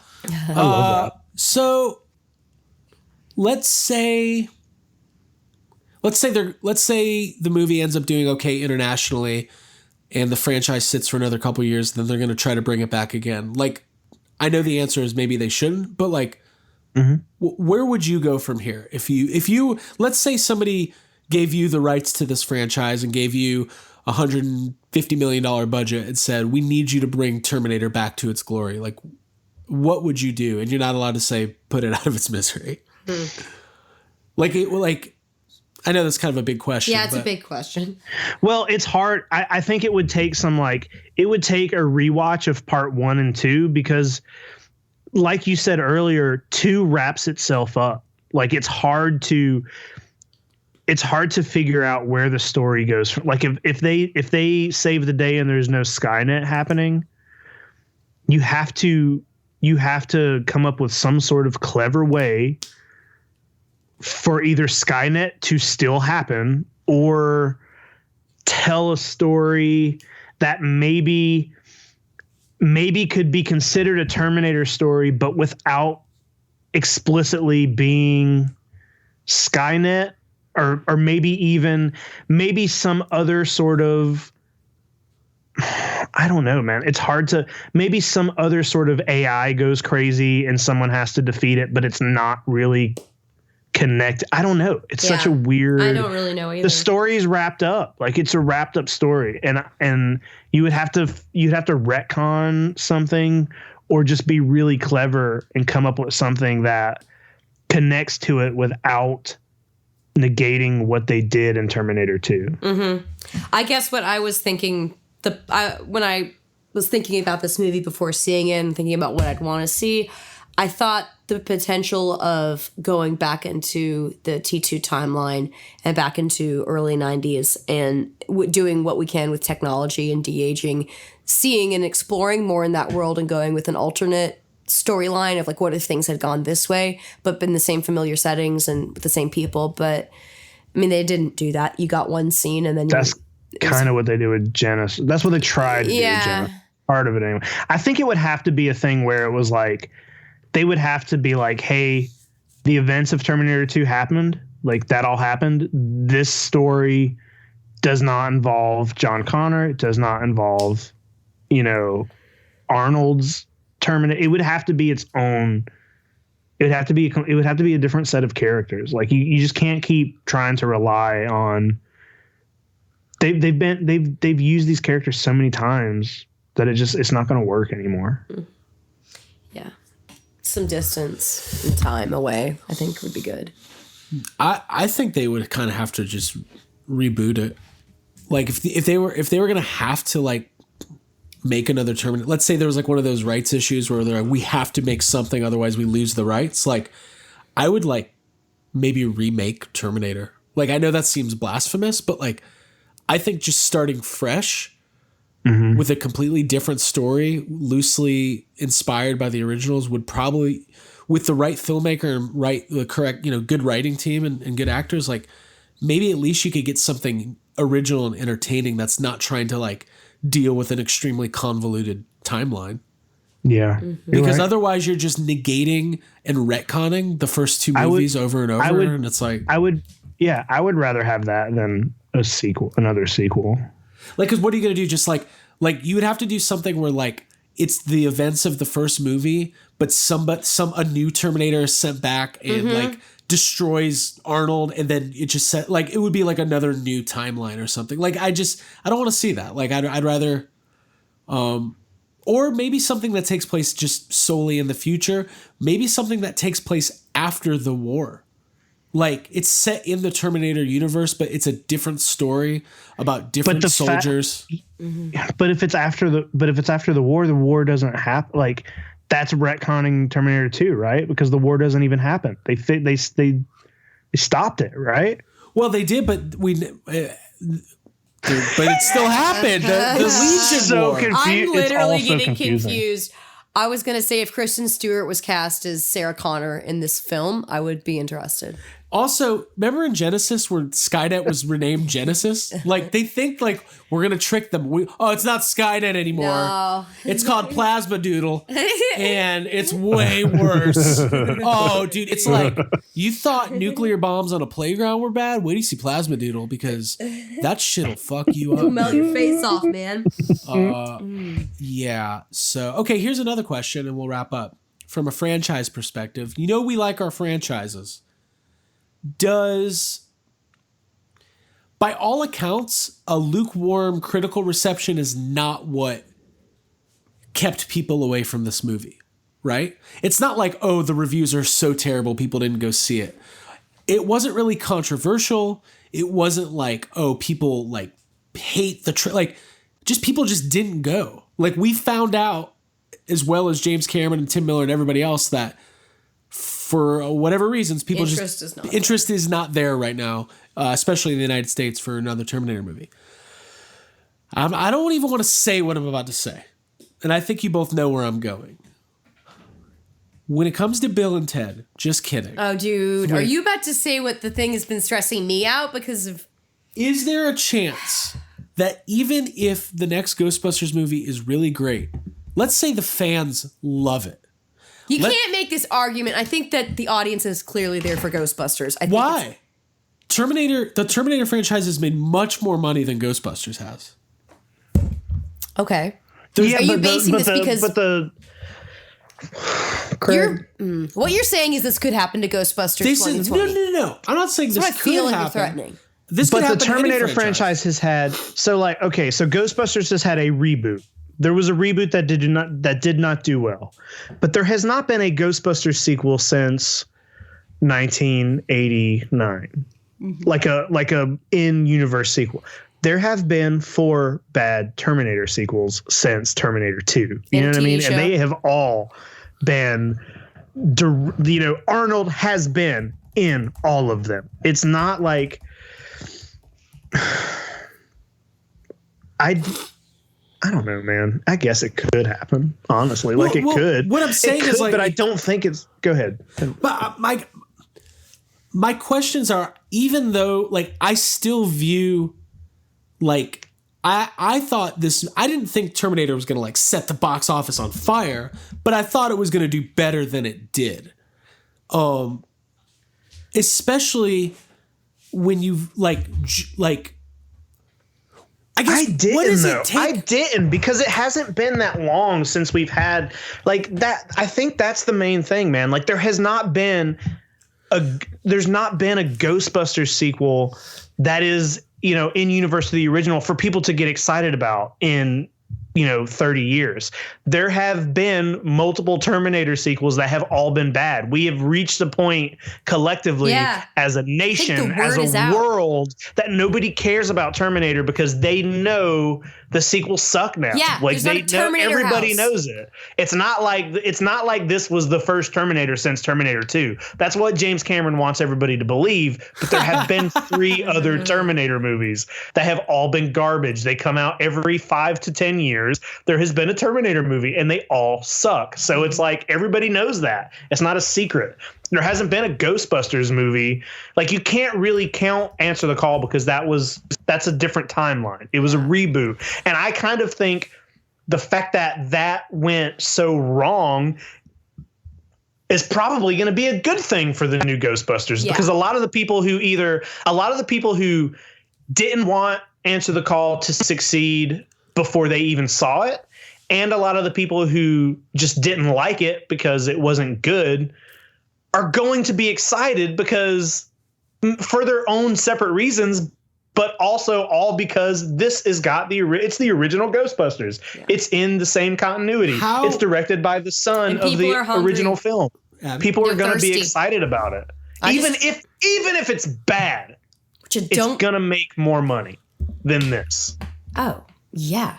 I mean, I was saying the Ghostbusters house at Halloween Horror Nights, and I feel like there is, I don't know which franchise has grossed more money, but I feel like Ghostbusters has more of like a passionate fan base and a draw. I don't know if that's true. Like, I think we're so close to it. Like, I know for us and our listeners, we're going to see Ghostbusters 3 times the first night. Like, it's not going to be, but I wonder if the collective conscious, like, does the average moviegoer know the last movie wasn't in the original universe? Like, yes, I think they do, because because it was a big deal. It was a big deal. Even not like, dude, that movie got so much. It's the most disliked and movies like of all time. Famous for that. Like, even people who don't care about movies. Yeah, that's a good point. People who don't even care about movies know, because the shit that happened with Ghostbusters, Answer the Call, like all that online shit, all that really weird, backlash about that will go down, and like that is movie history. Like that was a big thing that happened, and people remember that. These Terminator movies were like night burials. Like, let's get, like, they went out, like, they disappeared without people necessarily knowing and talking about them nearly as much as Answer the Call, which was a huge stink bomb all over the internet for like a whole year. And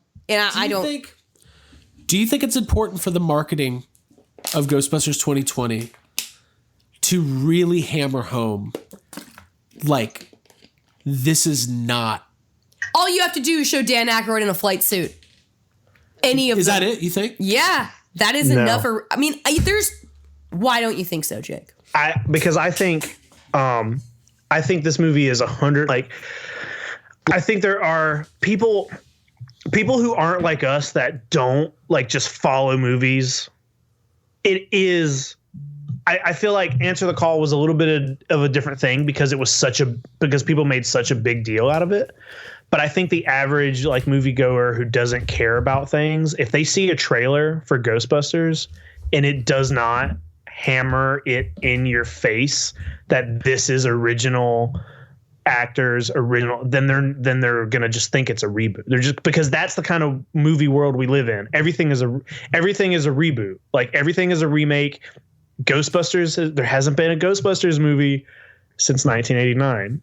Nobody is gonna see Finn Wolfhard and Carrie Coons and McKenna Grace and be like, oh, this is Ghostbusters. If they're not like hammering it home, Bill Murray and fucking Dan Aykroyd are in this movie, then people other than the Ghostbusters community aren't going to know it. And they're not going to care to look up the information to figure it out. And even if it is slightly, even if it's in the trailer enough for us to know it, we watch tons of movies. Like, we're like, it's not. That's why I think the movie is going to be called Ghostbusters 3, because that's a really good, I agree with you. That's a really easy way to be like, this is the third one. Because you're right. And part of me thinks like, I told you this already, but it's like, as a moviegoer and as a big fan of Ghostbusters or any franchise or any movie period, you want the trailers to be like how the Star Wars trailers are now, where you can watch. We just watched the final Star Wars trailer for Star Wars Episode 9, and we have no fucking clue what's going to happen in that movie. Like they can keep the Star Wars trailers vague because everybody's going to go see a Star Wars movie no matter what. But it's like any other movie, if you want people to see it, you fucking spoil it in the trailer.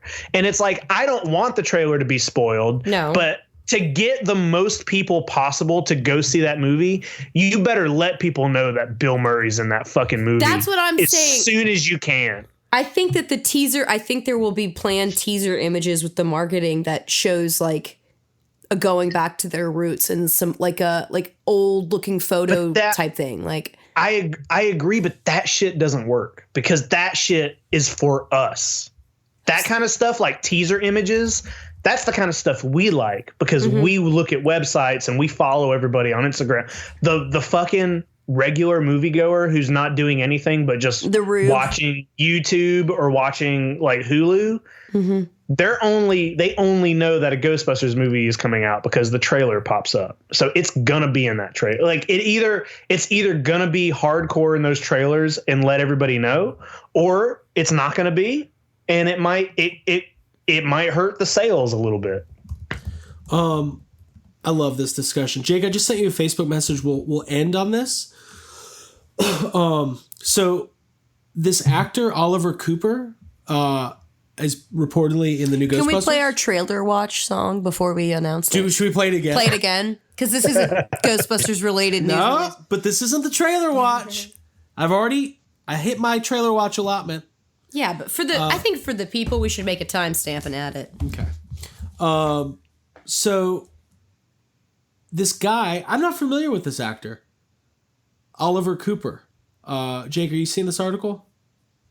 Yeah, I'm looking at it right now. The only thing I'll say is that he kind of looks like Harold Ramis. I was gonna say, this character is possibly gonna be maybe he is the son of Egon and the father of McKenna Grace. I don't know. I looked it up. He's only 29 years old. Dude. So I don't know. There's no other information. I got feelings. I got ideas as soon as I saw that. He definitely looks, he's a little heftier than a young Harold Ramis, but on par with an adult But Harold maybe Ramis. if he's been on the other side of somewhere for a very long time, aging and growing, and that's what I think is that they're going to like have to save him and he'll come back at the end. And maybe he could be playing a de-aged Harold Ramis. Weird. I don't know. That's, by the way, everything we just said is speculation. Yeah, so I don't know anything. I don't know. But what's interesting is that when, the movie's filmed already, it's not like they brought him on set this week. Right. So, they're just announcing to the public that he was part of it? Yeah. Okay. Yeah, let me see if there's anything else on this article. No, not really. No, it's nothing. just... All right, well, cool. We'll wrap it up there. Thanks for joining us, everybody. This was a fun discussion. I think we're going to have a lot more discussions like this in the coming months because things like The Rise of Skywalker, Dr. Sleep, Ghostbusters 2020, Bill and Ted Face the Music, Jurassic World 3, and I don't know, everything else. I read yesterday that our Frodo Baggins, what's that actor's name? Elijah Wood is trying to buy the rights to Nightmare on Elm Street. Oh. Because he wants to make a Nightmare on Elm Street movie. He said he's got a really good take on it. So these movies are going nowhere. So we're going to have plenty to talk about. Listen, if you want to give us your thoughts on Terminator Dark Fate after listening to this discussion, we're going to ask you to join the official Facebook group of Yes Have Some Podcast. It is called Yes Have Some Group Therapy, and Abigail is going to tell you about it right now. Yes, all you have to do is log into Facebook, search for Yes Have Some Podcast, find our page, give it a like so you can stay up to date with all of our stuff. Scroll down the page and you'll find Yes Have Some Group Therapy pop up as an option. Click that and ask to join, and you can become one of the almost 1,000 members. I feel we're getting close at this point. We got a lot of people in there, so join up. And you can post your thoughts about Dark Fate, like Craig said, or about how you're trying to buy things on eBay and your friends are buying them before you get to them, or whatever's stressing you out. You can get on there and talk about it. No memes, and keep it quality. It's a safe space to talk about all your stuff, though, guys. It's a, join up. Thank you. There you go. All right. Jake, anything else before we sign off? You watched the Terminator. He did? Yeah? You watched the Terminator movie. They are? Whoa. It's not so good. I think somebody's stuck in a well. All right, everybody. For Jacob Walsh and Abigail Gardner, my name is Craig Goldberg. My advice to the people who own the Terminator rights, go on vacation. Take some time. Think about what you want to do. Go to that beach that Sarah Connor went to. Don't go there. Also, I thought that... If you are the rights holders for the Terminator movies, you have my permission to die. I thought the Terminator, after he killed John Connor, was just going to walk into the ocean. I thought that's where he was going. He's going to swim. Yeah. All right, everybody. We'll see you next week. I wish you would have bought a drink. Yeah. Like after killing him? Maybe it's a tumor. Get one of those beers with a little lime in it, like he's so fond of as a dad. At the end of the movie. By the way, why didn't he put the sunglasses on? I will say this. When he was why didn't he put the sunglasses on? That was so why is he annoying. How can he drink beer? Well, he never drinks it. He was just getting the beers for the other people. I was going to get very upset if he took a sip. So you're telling me that the family that he's been with, literally, they say in the movie that he's been with that family since a few months after killing John Connor. Yeah. That they don't know he's a robot. They have never seen him ingest any food or drink. That is impossible. That love how the physical relationship. I was about to say the physical relationship. He never has dinner with them. Dude, fuck this. They don't fuck. I don't get it. All right. On that note, bye. Bye.